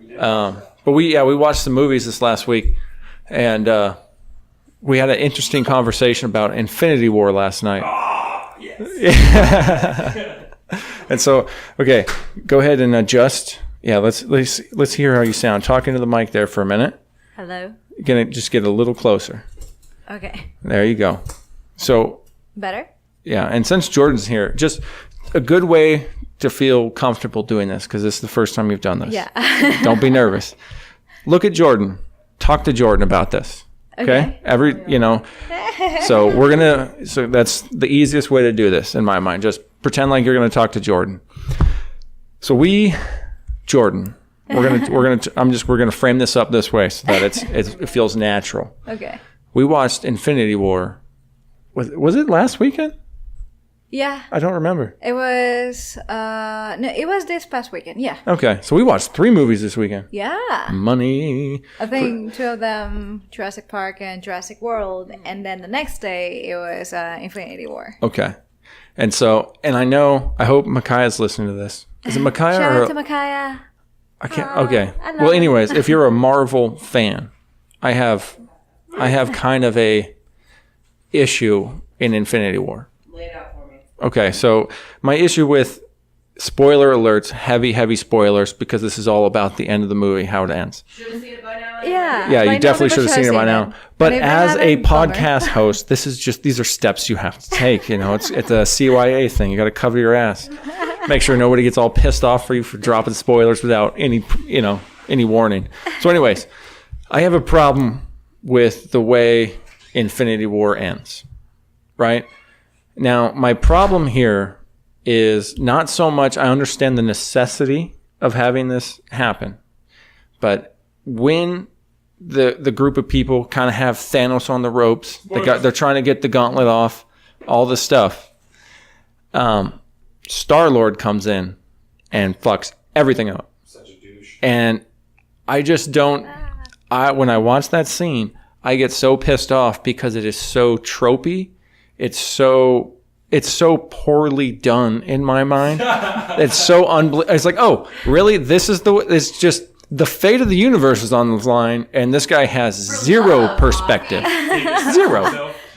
How about this? Pull the fucking gauntlet off and then kill him when you can actually kill him. How about that? No, that didn't even cross your mind. So I got a problem with that. Yeah, he just went for his emotions rather than using his brain, Yeah, that was a very rash decision. And it's called lazy writing, and I'm not a fan of it. Hey, it shows the audience, hey, if you're going to do a rash decision, these are going to be the consequences. In this case, it's like half of humanity just disappeared. And I do not disagree at all. I understand the premise of it. I agree with it. I just think it was poorly executed. And so any of you Marvel fans out there, you just let me know how wrong you think I am. I would love to know why. I just get that feeling. The comics like love to build that suspense, you know, like what is going to happen next. And I think that that's what they did, because this movie, in my opinion, my view, it was like a comic. Like all the superheroes that you have known just reunited all together for this specific reason, to save humanity, which didn't happen on the first movie. However, maybe the second one. Maybe people are going to revive or something. That's Marvel. Yeah. I mean, I'm pretty sure once they figure out a way to destroy Thanos, everything will go back to normal. All your favorite superheroes will come back. Tom Holland has a long career as Spider-Man. I'm not worried about him. I love him. You know. But I do have to say, I disagree with your opinion, baby, so get off me. And that's how my life in the podcast has gone. Good job, baby. You did great. I hope you had fun. It was great. It was cool. But yeah, I totally forgot. Tobey Maguire for life. Tobey Maguire is... your beer? Which one is your beer? Stella. Yeah. Fancy pants. Thank you. But yeah, I had totally forgotten we watched Infinity War last week, too. We watched 3 movies this week, which is unheard of for me. But we watched Infinity War, I think, Monday. Sunday. Because on Saturday we watched Jurassic Park. Saturday. Okay. Oh, that's right. So we watched Jurassic Park, the original, because it's been a minute. And fuck Chris Pratt in Jurassic Park. Oh, I can fucking talk to velociraptors. No, that's not his problem. He can't talk to him. Fuck Chris Pratt in Velociraptor movie. That's don't bullshit. Hate. I love him. Don't blame the player. Hate the game. I like the one. Don't hate the player. Hate the game. Don't blame the player. Hate the game. I like the one with Jeff Goldblum. That was good too. When he has a black daughter. Where did that come from? The Lost World. That is my. It's one of my favorite Jurassic Park movies. It was at that time, right, where they gave him a black daughter to like be a little bit controversial, and that was like still like, oh shit, how did he get a black daughter? Like, but they didn't talk about it, you know? And that's not a reason why I like it, but I think that it's interesting to see those things reflected in media at the time. Don't muddy up my favorite movie with social justice fucking nonsense. No, I can understand that. I can totally get that. That's really funny. But you want to know what it was my favorite movie? I think, for one, I was pretty young when it came out, so I just instantly loved it. But it was like this cool idea of they're going out there and trying to capture these. You know, it was like a hardcore fucking safari. Because they bring it home, right? That's that one where they bring it home. Yeah, it's just a really interesting storyline. And they're doing the same shit in this next one. Chris Pratt did it when it just came out, or it's coming out, whatever. It's coming out next weekend. So there you go. I'm pissed because it didn't drop today. So that's in this next one. It's the same fucking idea. Really? Yes. Oh, I thought it's just about like the fucking island exploding. Nope. I'm pretty certain that there is a dinosaur in America this time. And maybe I'm wrong. Dude, I'm down with it. Almost certain. And I'm like, dog, you just did this in the same fucking franchise. Don't worry about it. This is Jurassic World, bro. This is not Jurassic Park. This is Jurassic World. You ever been to Universal Studios in Florida? Yes. Not Florida. Cali. In California, because I've only been to the one in Florida. I told you I've never been to California before. Mm-hmm. Is there a Jurassic Park ride in that one? Oh, yeah. So, okay, so it's the water ride. Yeah, right? Yeah. Which is, if you've never been on it, right? You go through, like you said, kind of like a safari type of deal, where you're like in the jungle and you see some dinosaurs and people, I think, who are hired to just walk around in the woods, like while that ride is happening, like just people, I think. And then there's little animatronic dinosaurs, and then you go into like a factory and there's fucking raptors running around and like scratching stuff off the walls and making crazy noise. And then you turn around this last corner and there's a fucking T-Rex right in front of you that is, oh my God, it is enormous. Like the animatronic T-Rex is enormous. And the waterfall is like at its feet. Like if you were tall enough, could probably touch the dinosaur before you go down. Like if you were like 7 foot tall, if you're like Kevin Durant, you might be able to touch the dinosaur on your way down. He might be too tall. It's that close.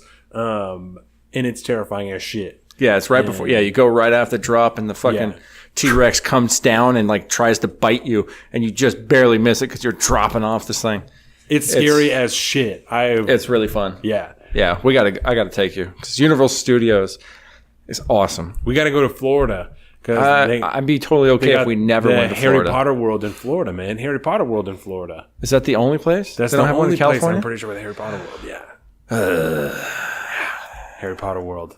I sense a friend's vacation coming up. My uncle, shout out Uncle Jeff, is a retired fire chief in Brevard County there. So he'll take us on all kinds of cool tours, and he's got all kinds of spots there. Yeah, we can go shooting when we're down in Florida. My Uncle Jeff's all not going to say no to that. You know what I'm saying? All of his kids, except for maybe my cousin Karen, I think they all have their concealed and like have their own gun and shit like that. And it's Florida. It's a real deal. So that would be super fun. I went there when I was like in junior high.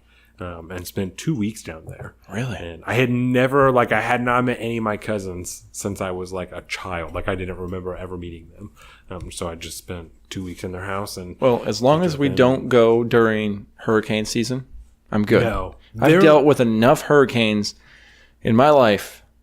They're so damn inconvenient. I hate them. Because even if it's just like a little dinky one that gets hit, everybody just boards up. I mean, it's like ops normal for them because they do it every year. You know, a little dinky one, everything's still going to get boarded up and everything's going to be fucked up for a minute. Power's going to go out, all this crap. It's so annoying. I can't imagine. And then you always have that thought during hurricane season. You know, we got to watch every single one of them that pops up. And if it's big, you got to freak the fuck out. It's not fun to deal with. My uncle and his I'd take earthquakes any day over fucking hurricanes. They used to go to Disney when there was like a big storm and just stay at a hotel in Disney because they have mad generators and shit. And so you just have a good time at Disney instead. That'd be dope. Yeah. That would be dope. Even if you can't go on the rides and stuff, you can still just kick it at the hotel, and then at least you still have power and whatnot. You're not sitting at your house eating fucking top ramen for 3 days, you know? I love top ramen. Me too, but only when I want to eat it, not when I have to eat it. It's just true. Yeah. That part in your life when you go to the store and you buy the crate of top ramen, because you're too poor to even afford like the cups. You got to buy the packs, 25 cents a piece or whatever. Oh, they're like 13 cents a piece or something like that. There you go. Cheaper than that, yeah. See, it's been a while since I had that was a different part of my life, dude. I don't have to do that anymore for now. Bum bum bum. Let's wait till your baby gets here. So let's talk about Deadpool 2. Okay. Because Jurassic Park, Jurassic World, we watched those. Fuck Jurassic Park. I'm just kidding. I love Chris Pratt. Just fuck Chris Pratt, Jurassic Park.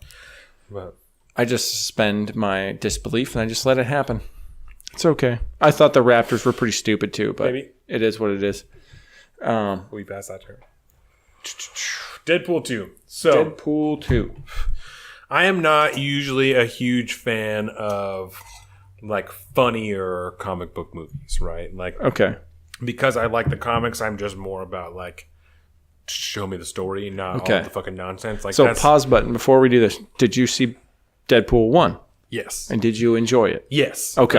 And that's what I was going to say. Is my exception is Deadpool because that is, from what I understand, how that comic is written. You know what I'm saying? Like that's his how whole thing, I guess. So that I accept. I've never personally read Deadpool, and so I couldn't have a problem with it either way, just because I don't know, right? But there's just some other stuff that, like Thor and shit like that. Like I thought some of the Guardians of the Galaxy, like even though that's kind of how that's written, I just don't like it being so jokey. Like I'm just not into that. But I also understand that, like, you have to make it appeal to everybody, because it's a movie that you got to make millions and millions of dollars off of, not a comic book that people are going to buy because they're waiting for it. So, but Deadpool, you could throw up that R rating and then have some fucking fun. Exactly. And so I enjoyed Deadpool, and I told you guys I was hesitant, nervous almost, because it had Cable in it, and I love the X-Men. Like, that's my primary, like, if I had to pick one comic to read forever, it would be the X-Men. And it would be the Uncanny X-Men, that OG shit. Like, that's what I really want. None of, like, nonsense. But I know about, like X-Force and Excalibur and like all this shit. And so Cable is, and I told you about Cable when we worked together. And Cable is, just so everybody knows, because if you're only seeing Deadpool, then you have no idea who Cable actually is. Cable is Scott Summers' who is Cyclops, right? That's his son who was taken by like a witch or some shit like that when he was born, because he was born with the disease that his arm is robotic because of this disease that he was born with. Like that's like what this is about, right? So he got taken to the future where they had a cure for the disease. And he's also like, he's Jean Grey's kid too, I believe, the Phoenix. And so that's why his telepathy is so crazy strong. It's because she's the strongest telepath that exists, right? Yeah. And so that's her kid. I'm almost certain. It's been a while since I read the comics, but I'm pretty certain that's who his mom is.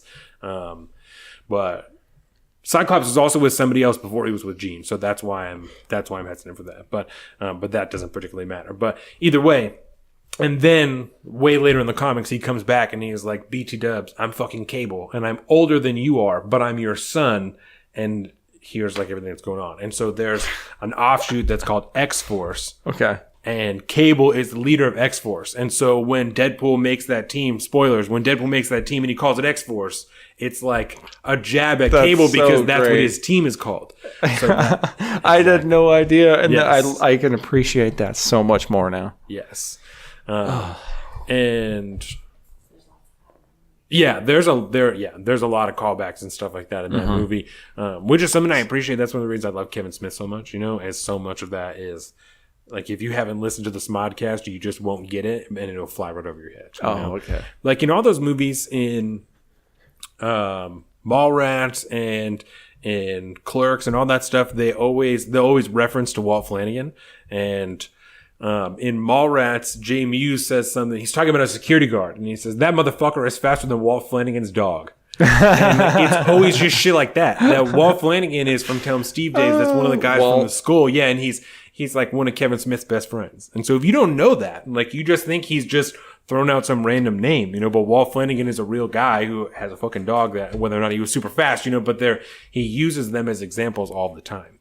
And I love shit like that. Good old Walt. I think that's Jordan's. I think Walt has Jordan's favorite laugh, don't you? I love it. I think it's so funny. Blood out of her ears. Yeah. Yeah, it's too funny. He just cracks himself up too. But I thought it was good. I liked Deadpool too. I like a little bit of comedy in it. I like that it was serious enough, with it, again, spoilers, with him fucking being in love, and doing all that stuff like that. That was real. And Cable, I thought was done well. I was super scared because I just didn't know that Josh Brolin was the right guy. Because I think even though Cable is like an older guy, I thought Josh Brolin was just too much of like an old man, because Cable is older, but he's also like in fucking sick, nasty good shape, and is out there murdering people with his bare hands. So I just was like, I don't know that Josh Brolin is the right guy, and him being short, and they even reference that in the movie, that like Josh Brolin says something about him being shorter than he expected. Because Cable in all those comics is enormous. He is enormous, both in height and in width. Yeah, just from muscle stature. So I actually feel like watching that movie again. So so you good. can rent it on Amazon. Did you watch the super duper version? No, just the regular one. Okay, but I thought that it was done well. And I like that they include other mutants in it, even though they were all only in it for like 2 or 3 minutes. But that was I enjoyed so funny. like other people being in it. Like when I saw Shatterstar, I was like, that might be really fucking rad, and then was gone moments later. But I was excited to see Shatterstar. Well, because people got all hyphy after the first one, because they're like, everyone's like, where the fuck is the other X-Men? It's like, oh, we couldn't afford, and so he made a thing. It was like, yeah, we couldn't afford it anymore, and it was like, open the door, they're all sitting in there. Well, now that it's all owned or soon to be like finalized to be owned by the same company, all of these movies are going to get way better. I hope so. I really hope potentially so. They have the potential to get way better because all that stuff is owned collectively now, and so they can be made into a better. And I mean, thing. X-Men has been rough for me, but I actually like. You're telling Apocalypse. me X-Men's been rough, but I really that hope was like one of the best ones. Apocalypse. Yeah, Even though they changed a bunch of shit. A lot of stuff. I mean, it was a decent movie. Yeah. It was the best X-Men movie I can remember anyways. It was certainly better than fucking X3, you know what I'm saying? The Final Stand. rough. I don't know, I'm sure I've talked about that before, but it's terrible to take 3 or 4 like really great story arcs from X-Men and try and just monkey fuck them all into one movie. Don't forget, you can't say monkey fuck, you fucking racist. I was going to bring that up earlier. I totally forgot. Yeah, so I mean, just to try and appeal to like everybody, you know, you could take any one of those things and make them their own movie, and it would be awesome. Yeah, you know, but they just crammed them all together. Even just the one like the story arc is called. Putting you on the spot. God Loves, Man Kills. That's what the story arc is called. And that is where Rogue is like going and investigating the cure for the mutant gene. You know, that's like a whole story arc that is fucking awesome. You know, that they like barely touched on at all. You know, they used it as a subplot for Rogue to go on by herself. Yeah. Which, fuck you, man. I was not a fan of that. But yeah, no, Apocalypse probably was my favorite one, even though you're correct. They did change a lot of stuff in it. But I enjoyed it. So what about this? This might be a little controversial, and I know there's been a lot of them. But what if we just Disney this bitch, cut everything out, basically from kind of where it's at with Deadpool, just leave it, some of the references in it? Because did you watch the very, very, very end of it where Deadpool goes around and like monkey fucking in the past timeline? Yeah. It's like, couldn't we just like start from scratch?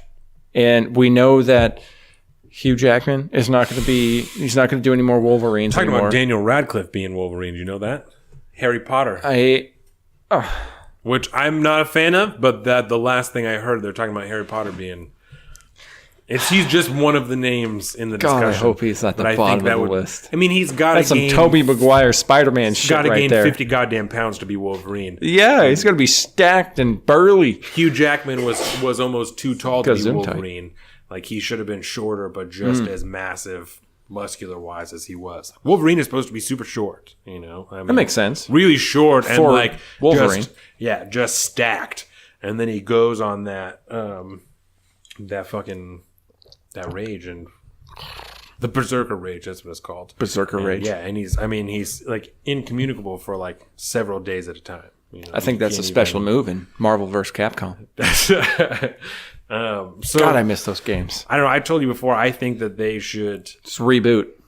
I think that they should take X-Men and let HBO make a series out of it, or let Netflix make a series out of it, or something. Because I think that there's so many comics, right? X-Men has been going on for so long that you can start. Oh my God, season no, 1 dude! You can't do this to with me. the OGs, right? With the Beast and with Iceman and Jean Grey and Cyclops. You start with all them, right? And that's season 1. And you go through like one big story arc with them. And then maybe season 2, another big story arc with them. And then season 3, you switch up the team. You know, Jean Grey and Cyclops and them are older, and the Beast is older, and so they're doing their own shit. And you bring in some more X-Men in that 3rd season. You can go And I'm years just saying, doing that. Every episode is Game a of different Thrones is essentially over as soon as the next season stops. So we need to get some scripts going on. That's what We I need to think. get on the horn with HBO. I think that's the best way to do X-Men is in a serialized TV show where every season is an individual story arc and every episode can almost be an individual issue, you know? Dude. I mean, that's every almost season doable. have a story arc. yes. But then every episode is a situation, you know. Yeah, because Dude, then you can have come one on. story arc that's like that whole X-Men Apocalypse, that's just one season. dude, you heard it here So first. you've got- Trademark. You can't make this without paying us now. Exactly. So you've got, if you do it on HBO, you've got 16 episodes probably, you know, to play out the entirety of the Apocalypse storyline. Dude, That's that would fucking be rad. so good. Like, you know what I'm saying? Like, I that's wish it could be super made sick. right now. Yeah, and at the whole time, because there's so many different episodes, you have enough time to develop as many different characters as are in X-Men, just as in our Game of Thrones. You know? It solves the movie problem because there's too many of the X-Men movie franchise. It's been rough. Yes. And so if you just turn that into the TV show and Yes. just started from fresh. This is the new one. Yes. Man, That's what you I'm got me all saying. excited for this, and I'm really Like, sad that that's- it's not going to happen. That's how it should be done. I will be Yeah. interested to I'm a keep true an eye believer in that. on the future of X-Men when it comes to cinema. But yeah. Oh, there's the one part of Deadpool 2 that I wanted to ask you about. And now I don't even know if you saw it because I think it's only in the super duper version. When Cable first shows up Yes. and he comes into those two rednecks in the field, Yes. did they play the whole conversation about having shit in your beard and shit in your face? No. Okay. They just okay. talked about using wipes. Okay, so it starts out like, oh man, I'm gonna not do this right anymore. But it's essentially the conversation starts out by like you're wiping your ass wrong. You know, you're Right, cleaning. right. We're totally not on board with this. And then he goes off on this tangent about if you think about it for a minute. Like if you got some crap in your face, it's in your beard, whatever. What are you gonna do? You're gonna go in that shower and you're gonna shower for like 30 minutes and scrub your fucking face. You're gonna shave your beard. You're gonna do all this stuff. You're not going to just wipe it out with a towel. Yeah, but when you use the bathroom, you just take some paper, just wipe it up like a napkin. It's like, would you do that to your face? Nah. I just thought you it was ever- hilarious. Have you ever seen The League? No, I haven't seen the league. There's an episode in that where there's a guy named Rafi. It's got that 9/11 fucking fake ass motherfucker Yeah, in it. And he talks about, I don't remember why they're talking about that, but he's like, if you get peanut butter in a shag carpet, you're going to use a paper towel or a washcloth. You're going to use a washcloth. Like, you're not going to just use a fucking paper Just towel. saying, just because it's the way we've done it for a long time doesn't mean it's right, people. We got to rethink this whole thing, it's okay? right, This is right. wrong. We don't live in the Renaissance anymore, okay? Yeah. We figured we could do better. And then Joe Rogan was talking about that too the other day. Really? With he was talking about like a bidet and stuff like that. He's all about that, like the bidets and the whatever squirting hot water up there to keep you clean. You're funny. Yeah, I just thought it was funny. Time to evolve, people.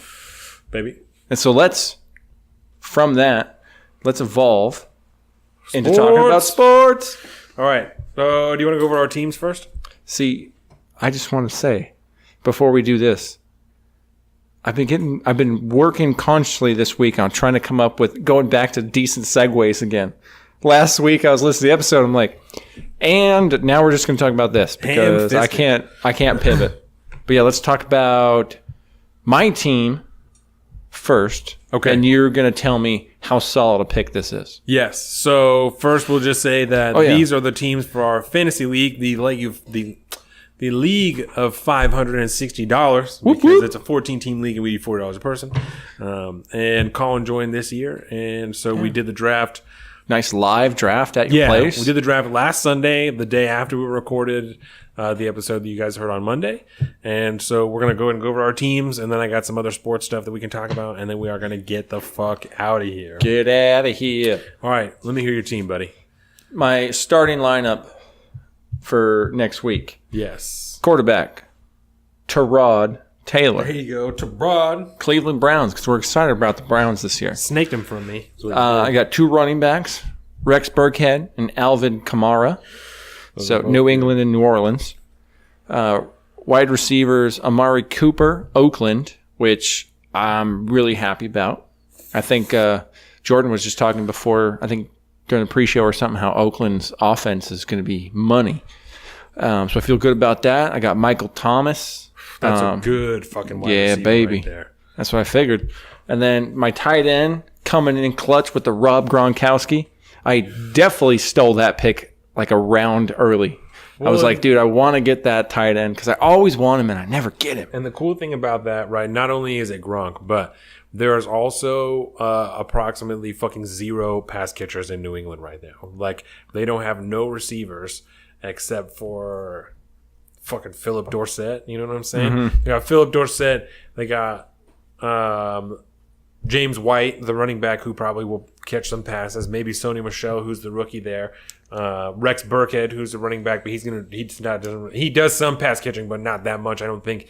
And and then Rob Gronkowski. So he's going to chuck to Rob Gronkowski straight up the middle, just like he does every year. Yeah. And he's going to shake off 4 tackles and run into the end zone. And I am banking on an that. enormous human being. Yeah, he is ridiculously huge. Gronk is never a bad decision, ever. And I got my 2 flexors are both wide receivers. Josh Doxson from Washington and Kevin Funches, Carolina. Devin Funches. Devin. What did I say? Kevin? Kevin. Yeah, Devin Funches.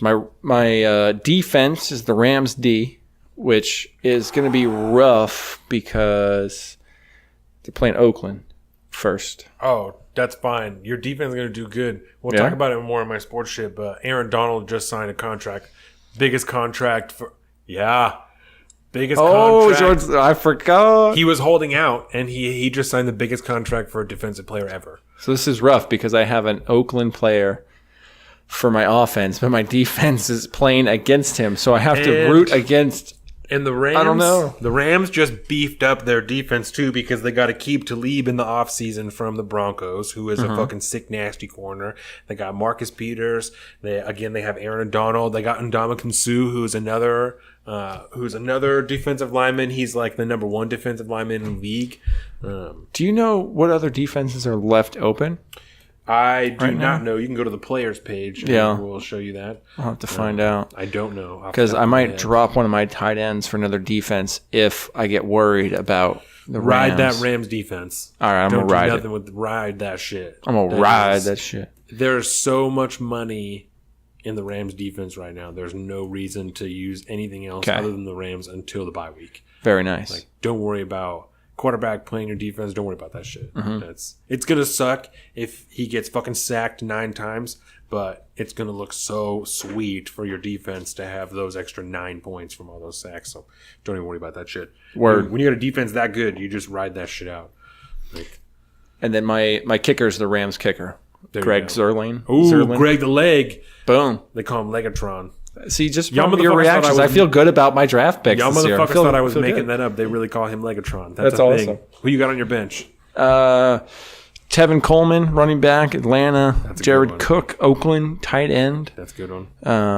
Mike Gesicki, Miami, tight end. Yeah. He's like he's right now the first to go if anything happens. And then Marlon Mack, Indianapolis. And then my backup QB is Big Ben. Yeah. Big Ben Roethlisberger. Yeah, and you're playing Tyrod over Big Ben this week. Yeah, I got high hopes for Cleveland, man. I want him to have a good season. Do you watch Hard Knocks? No. You should watch Hard Knocks. Do you know what that is? Yeah, I know the show. What is it, HBO? HBO. Yeah. Yeah. This year it's the Browns. I've heard. Oh, for real? Yeah. I might actually have to watch that. Yeah, no, it's really good. They've done 3 episodes, I think, so far, maybe 4. I feel like somebody I watch on the reg watches Hard Knocks. It might be Philly D. Philly D, I think, was talking about that. Knocks. Okay. Yeah, Hard Knocks is real good. But yeah, that's my lineup. That's pretty good. The only thing, who is Tevin Coleman playing? Oh, they're playing the Eagles. Oh, shit. And who's New England playing week 1? Who's Rex Burkhead playing week 1? Houston? Playing Houston. Yeah. Shit. Those are both really tough run defenses. Because Michael Bennett just signed with the Eagles in the offseason. And, of course, you have fucking J.J. Watt in Houston, Jadeveon Clowney in Houston. Tyrann Mathieu just went over to Houston. Oy. Fuck. That's tough because I was going to say I might play Tevin Coleman over Rex Burkhead. But they're both fuck. That's a 1 o'clock game Sunday.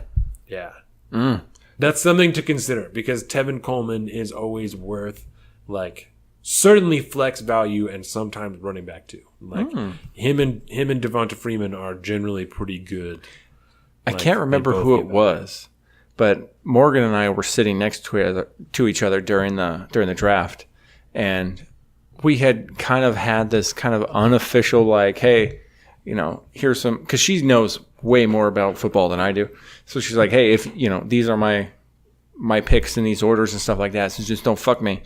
And, but really funny. these are some good picks. If you don't know who to pick, you can take a look over here, trying to hook me up. And I didn't know it because I had looked at it once beforehand and not later on. And at some point, I had picked somebody who was on her list that she fucking... What the fuck, man? You just fucked me. I was like, I'm sorry. I don't remember. That's hilarious. I can't wait to play you now. Although she's probably going to smash me in the face. She kicked me out the playoffs last year. She's good. Yeah, she's sick nasty. I drafted strong this year, so we'll see. This is my roster here, right? So I got Alex Smith at QB for Washington. I got Melvin Gordon, Leonard Fournette, Larry Fitz, Jarvis Landry, Delaney Walker, Royce Freeman out of Oregon, baby. Pac-12 Russian leader, you know what I'm saying? Get him. Robert Woods, I got the Falcons D because so I'm big into streaming defenses and kickers, right? I'm a huge matchup guy. So I'll wait until my last pick to pick a defense, and then I'll just find one every week that has a good matchup, pick that motherfucker up and use it, and then drop it next week and find another one. Oh. And it's not a good strategy for everybody, but if that's something that you do and then have success doing, there's no problem. Because usually once people get a defense, they don't fuck with a defense very often. That's a good approach. Yeah. So I just do that. I wait until waivers close on Wednesday, and Wednesday morning, whatever defenses are available that I don't have to wait for, then I'll just pick one up that has. It used to be whoever's playing Cleveland, that's the defense I'm going to pick this week. That's who I'm going to pick up and I'm going to use because Cleveland's going to lose. They're going to lose. They're going to be all right, Maybe not this year, motherfucker. Exactly. So now you just have to kind of wait until a game or two has happened and see who's terrible and then we'll move on. I have Josh Lamb as a kicker. I got Deion Lewis. I got Marquise Goodwin. Aaron Jones when he comes back from suspension. I just picked up Keelan Cole because Marquise Lee for Jacksonville fucked up his knee and is out for the whole season. So their wide receiver one is gone, who my mom picked up. Sorry, Mom. Fucked ya. So I picked up his backup, Keelan Cole. Looks like he's going to be the new number one wide receiver on Jacksonville. And then I got Mohamed Sanu. And I feel real good about all of this. So, I didn't pick anything other than wide receiver, running back until round 6 or 7. Yeah, you were pretty much super duper deep into it. So I got mad talent. So, and we're in a big league. 14-team league is hard. The waiver wire is thin now. So any of y'all motherfuckers want some quality players, you have to come over here. Coming, son. Yeah. And I have to play my wife week 1, which is really unfortunate. So we'll see who wins. I love that shit.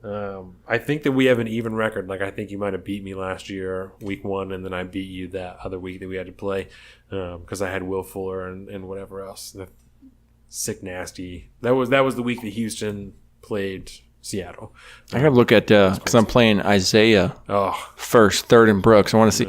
He's got Phillip Rivers. Oh my God, Phillip Rivers. Yeah. David Johnson, Jordan Howard, Keenan Allen, Golden Tate. Is Golden Tate still? Golden Tate is the number 1 wide receiver in Detroit. Still for sure. killing it. Huh? Yeah, his floor is high. Do you know what that means? Floor and ceiling. Floor and ceiling is a term in regards to scoring potential, right? So his lowest potential is pretty high. Consistently, he has higher numbers than whatever. His ceiling might be pretty low, but his floor is pretty high. He's gonna. Yeah. Well, he may have caused some problems and stuff while he was here. Golden Tate. Yeah. Did he? He was the guy that was kind of causing a lot of problems, right? That was a long time ago. I can't remember. I used to pay way more attention to college ball. Yeah. Than NFL. Just in the last couple of years, I got into NFL. But, regardless, while he was on the Hawks, I remember him delivering pretty well. Yeah. Golden Tate's real good. Yeah. So, he's getting a little bit older now, but he's still Jack really good. Doyle, Pierce Garkin? Garkin. Pierre Garçon. Oh, wow. That was great. You know what? Such a cultured man says Garkin. Garkin. Oh, my God. I feel so bad right now. I love that. Yeah, Shoot Pierre me in the Garçon. Pierre Garçon. You know what's funny? Somebody we were talking about that during the draft. I was like, oh, yeah, that's Pierre Garçon. I know. Did he used to play for the Hawks? No. We used to have a Pierre on the. Maybe we didn't. Pierre Some French Garçon name. played for Washington. Okay. And now plays for the Niners. Oh, well. Anyways. He's got Ravens D. That's a good defense. Yeah. It's going to be an interesting game. I think it's a tight, just in the projected points, it's a pretty tight race. So I'll be interested to know who takes that first victory in our first matchup. Yeah. I would love to deliver a nice little defeat to somebody. Well, I am here to fucking win. I am not fucking around. So yeah, you're ready to just destroy your pregnant wife. It's gonna be bad. Poor Jordan, man. She's gonna cry, and I'm gonna feel terrible. I almost hope she like stomps your dick in the dirt, though. I'm just glad that it's being recorded for when I win. Oh yeah. Right in your face. Oh, I love it. So, not next episode, but the episode after that, we'll see how that first game turned out. Because next Saturday will be the day before all the big games. Because obviously that's that first Sunday. We probably will go to Azteca that day because they have happy hour in the bar all day on Sundays. Nice. So you guys should obviously go to Azteca with us next Sunday, and it will be sick as fuck. Azteca and Silverdale. Okay. Yeah, you just sit up in the bar and usually stay there for maybe like half a game, depending on what the game is. If it's the Hawks game, I'll probably stay there for the full thing. But if it's anything else, I'll probably stay there for a half. And then I'm going to have to get out the old digital antenna again and see if I can get some cable going. Damn. Because otherwise, actually, I don't know. Does Sling TV have sports? Yes. And also PlayStation View is how I do it now. PlayStation View. PlayStation has their own thing, which is, essentially the same thing as Sling, but I feel like I get more channels. It's a little bit more expensive, but it's and I get Red Zone through there. Okay. So I watch. You just buy like a sports package, and you get like whatever one. So I got some games through Sling, but definitely more through PlayStation View, and I get Red Zone. Because you want to know one of my favorite things on the planet? What? Sunday morning, getting up, cooking breakfast, having some coffee, and sitting down and I drink coffee and about till halftime during that first 10 o'clock game. Dude, 10 o'clock games happen like right off the bat? Right at 10. Okay, sweet. No, I mean like, do they, as soon as the season starts? Oh, yeah. They don't? Okay. Oh, yeah. Good. Football ignorance over here. No, you're good. But yeah, that's like my welcome back, favorite baby. fucking Welcome thing, back. man. Getting up on a Sunday morning, just sitting there watching football, drinking coffee, eating breakfast.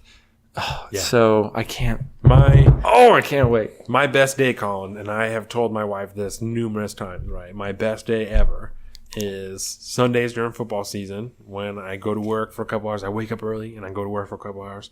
I come home. I'm home by 10, so I can sit down, make sure I got my lineup good. You know what I'm saying?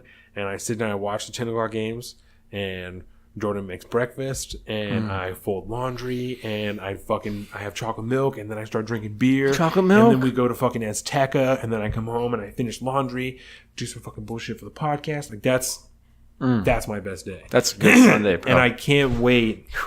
I'm so excited that I'm going to have a baby for playoff football and for the Super Bowl, and I get to do those things. Like I get to have some of those Sundays and Saturdays, like with my baby, where I get to have breakfast and like hold my baby at the same time, and then fold laundry and do all that shit. Like, Dude, that could be a thing. That's the best. Well, yeah, I think you talked about that last week. Yeah. I think it was on the cast. Yeah. It was like, when the kid starts getting older, it's like, all right, well, you got two options. These are the two things that are happening on Sunday. You either hang out with dad, watch football and hang out, or you do some work with mom. Because mom's always hustling.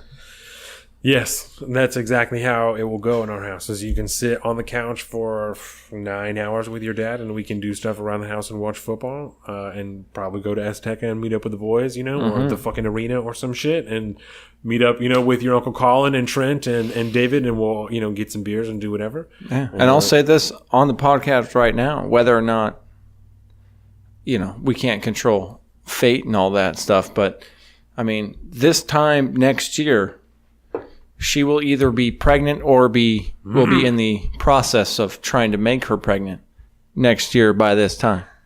Stamped. Regardless, it happened on the podcast. It's September 1st, so if it hasn't happened, then we just had an interesting night last night.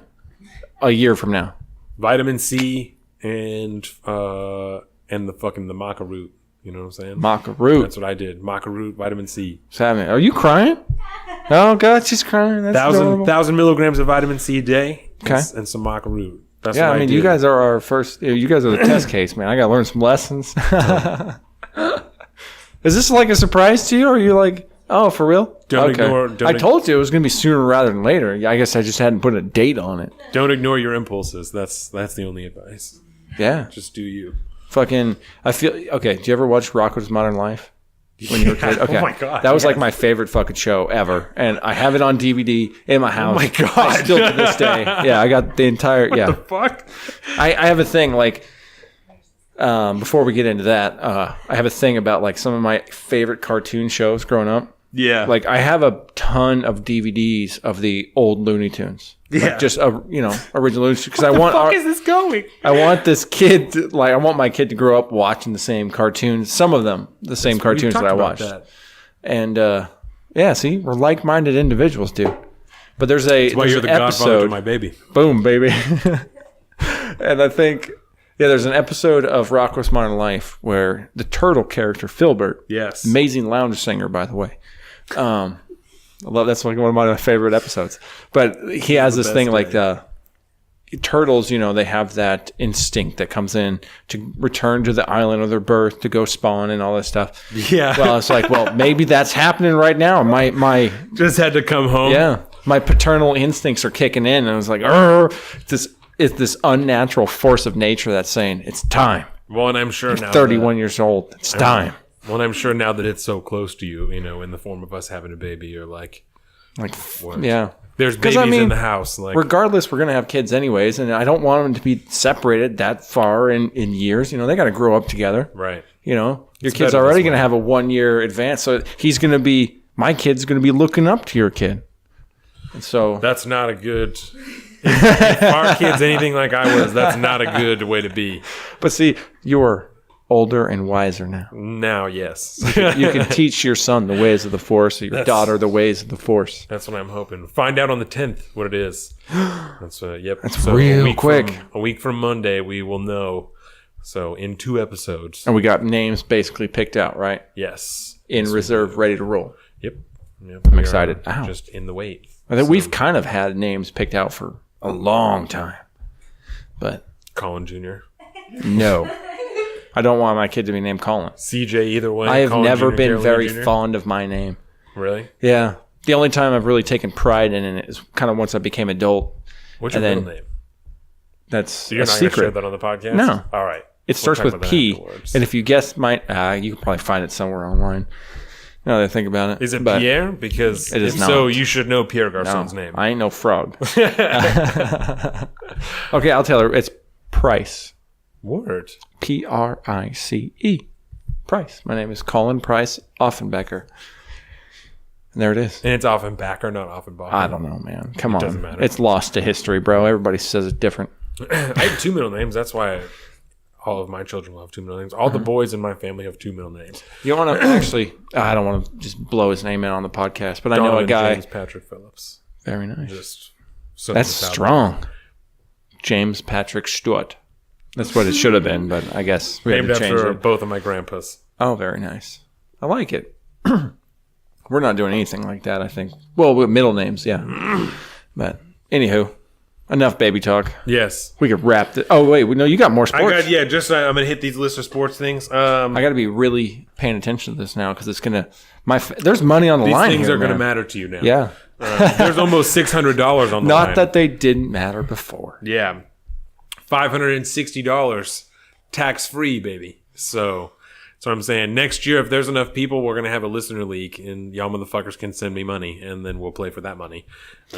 Which is not illegal gambling. We're not doing it No, like that. no. Absolutely not. That's just friendly barter between Yeah. friends. So Hey, just because we talked about it didn't mean we do it. It's not illegal. Right. And when we're not doing it, quote unquote, then we'll talk later. we may or may not be doing that. Yeah. It's a non-cash cash league. Right. Venmo me, you know what I'm saying? There you go. So the Raiders traded a wide receiver, Ryan Switzer, to the Steelers. Marquise Lee, like I said, the wide receiver for the Jags, he is having season-ending knee surgery. Sorry, Mom, because I picked up that motherfucker's backup. The Lions, damn it, I should have looked up an article about this, because when I did the other day, there wasn't anything there, right? But the Lions signed a D-end, Robert Ayers, to a 1-year deal, and the very next day cut him from the roster. Whoa. And when I looked it up, the GM had been asked questions and refused to answer any questions, just completely ignored them. So That's when I interesting. looked it up 2 or 3 days ago, it's Robert Ayers, Ayers. So when I looked up the other day, I couldn't find anything as to why that happened. But it was Jordan's dad is from Michigan. He's from Saginaw. Saginaw. Yeah, and so he obviously loves the Lions, and so we were out to dinner when I saw it, and I was like, Kevin, excuse me, what the fuck is up with that?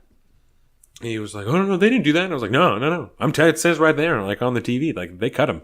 And so I couldn't figure out why.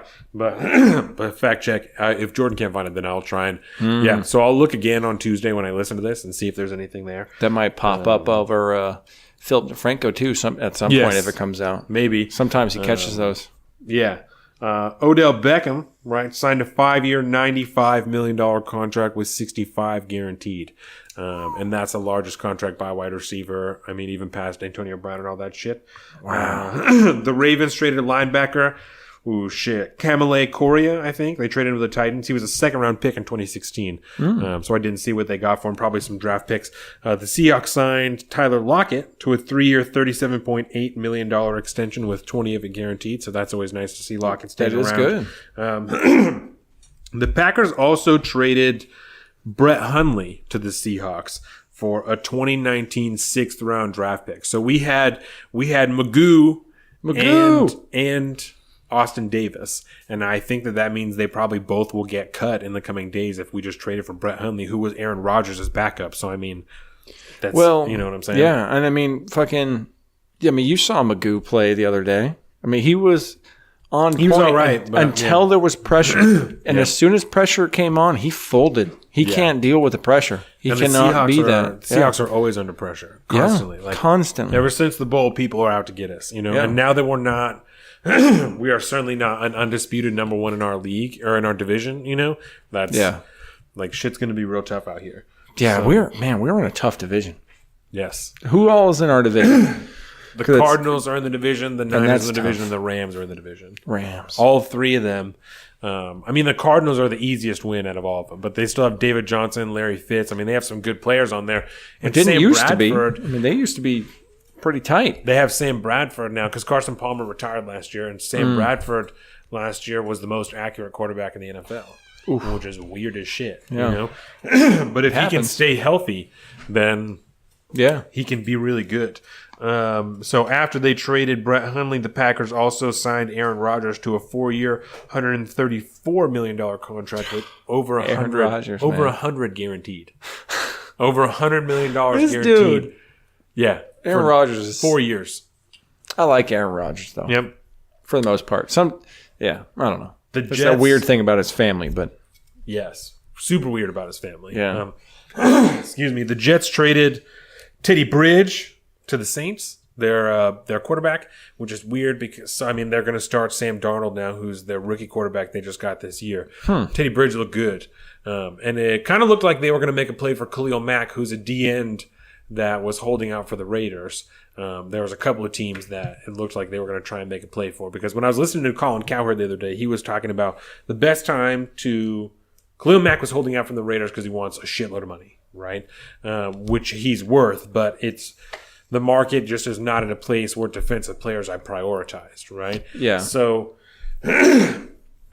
he's holding out to get more money, but they also have a new coach there who doesn't really give a shit about what he wants because he's starting a new team and he's kind of doing his own thing now. Yeah. So the best thing to do is for a team that has a young rookie quarterback who's on his rookie deal, they're not paying him shit, to go out and buy expensive pieces while you have the cap room to do it. And the Jets were one of those people that you could trade for Khalil Mack for some draft picks and then trade Teddy Bridge for those draft picks that you just traded away and be in the same spot with Khalil Mack and sign him to a big-ass contract because you don't have to deal with Teddy Bridge, and Sam Darnold's on his rookie contract his first year. You know what I'm saying? So he's not making shit. So, but we'll talk about that in a little bit. So Teddy Bridge got traded to the Saints. The Browns linebacker Michael Kendrick, he was on the Eagles last year when they won the Super Bowl. He just got charged with insider trading. Actually, yeah.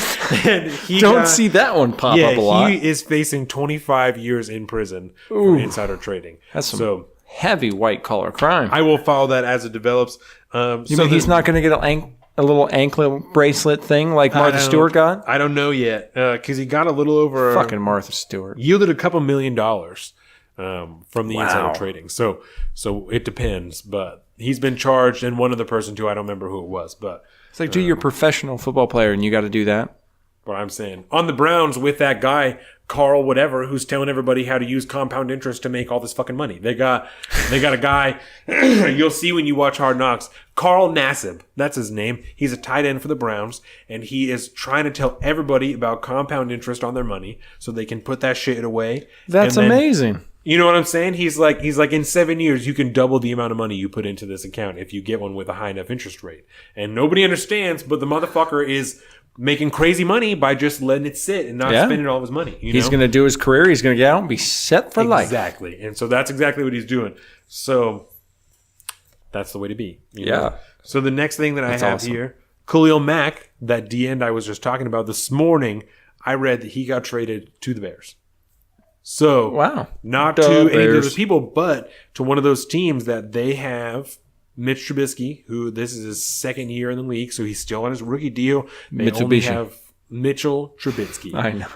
They only have, well, I'm Shreif. No, I just said Mitsubishi. Mitchell. But yeah, and so he's still on his rookie deal. They only have a couple other big pieces. Like there's not anything super expensive there. So they have the room in the cap to go after Khalil Mack. So that's what they're going to do. They traded Khalil Mack for, the package includes 2 first-round picks, which is like, Khalil Mack last year had 5 sacks in 1 game against the Broncos. Like, guy's nasty. You know what I'm saying? Khalil Mack is absolutely sick fucking nasty. Damn. So the Bears defense instantly just went up another tier. Like they are immediately on another level by having Khalil Mack there on the pass rush. It's going to be it is going to be a good season of football, I think. Yes, which is very cool. interesting. It was cool because I'm excited to see what the Raiders do with those picks because now that they have John Gruden there, they got a new head coach. He's trying to rebuild a little bit of shit and see what's going on. And so the last thing I have after that is Aaron Donald. That guy I was telling you about that's on the Rams defense, the D end. He just signed. He was holding out this whole time, right, because he wanted money. He just signed a 6-year, $135 million contract, 87 guaranteed. That's $22.5 million a year. Year. But this is his 3rd season. He is already an unquestionable first ballot Hall of Famer. 3rd season. So he's worth the money. Oh, yeah. And that's exactly why he's holding out. And he's got degrees, too. This guy's mad smart. Aaron Donald is mad fucking smart. So he's... Yeah. I love to see that, man. That Larry Fitzgerald type of... Yes. There was a player who I couldn't remember, but fact check. I'll look this up on Tuesday. There was a player who in the offseason, he had his doctorate, right? And he was playing professional football. And after the study came out about CTE, when 109 out of 111 people or whatever had CTE, I'll fact check that too. But he quit the league. He's like, I have too much potential in the education that I got to continue to risk CTE on myself. So I'm done. I'm moving on, and I'm going to go and be a doctor now and not play football anymore. That sounds like a very smart decision. Yes. So, wow. Yes. To be able to do that and get, like, your doctorate while playing football. I know. Good Lord. Yes. Because, I mean, you don't have to. You don't have to do anything. That means that he's going to school while he's playing football. Like, while he's playing professional football, he's going to school. He's like, I just play football to play for college. Yeah. To pay for college. Can you imagine because, I mean, you have to go to a university, I would imagine. But, like, there's not many doctoral candidates that are playing university ball. No. And so here's this professional going for his doctorate at some college. But can you just play for our team? It's like, bro, I work for the big boys. Get out of here. That's crazy. And he's on my D. Yes, he is. Now he is. Yep. Just got signed. Yeah. Garcias. Nasty. So that's it. That's the last thing that I have for sports. Beautiful. So. Are you gonna read the line this time? Yeah. No, I'm not gonna. I'm just trying to pick one here. I'm sorry. You looked super pissed off at yourself yesterday, last week, but it was gold, man. It was hilarious all in itself. Great content. But I mean, after 29 of these, are you getting low, or do you have to go back rewatch stuff? I keep rebuilding. Yeah, nice. That's right. I'll build the list up to 8 or 9, and then kind of we'll take a break and watch something else, and then I'll go back and I'll rebuild the list back up. So we'll have to watch that show for a couple of days. That's awesome. And get some good lines. So All right, Colin, you ready? I'm ready. Okay, so you listen to me and you listen to me good, okay? If we don't eat this kid, we're gonna die, and you know it. Fucking high stakes.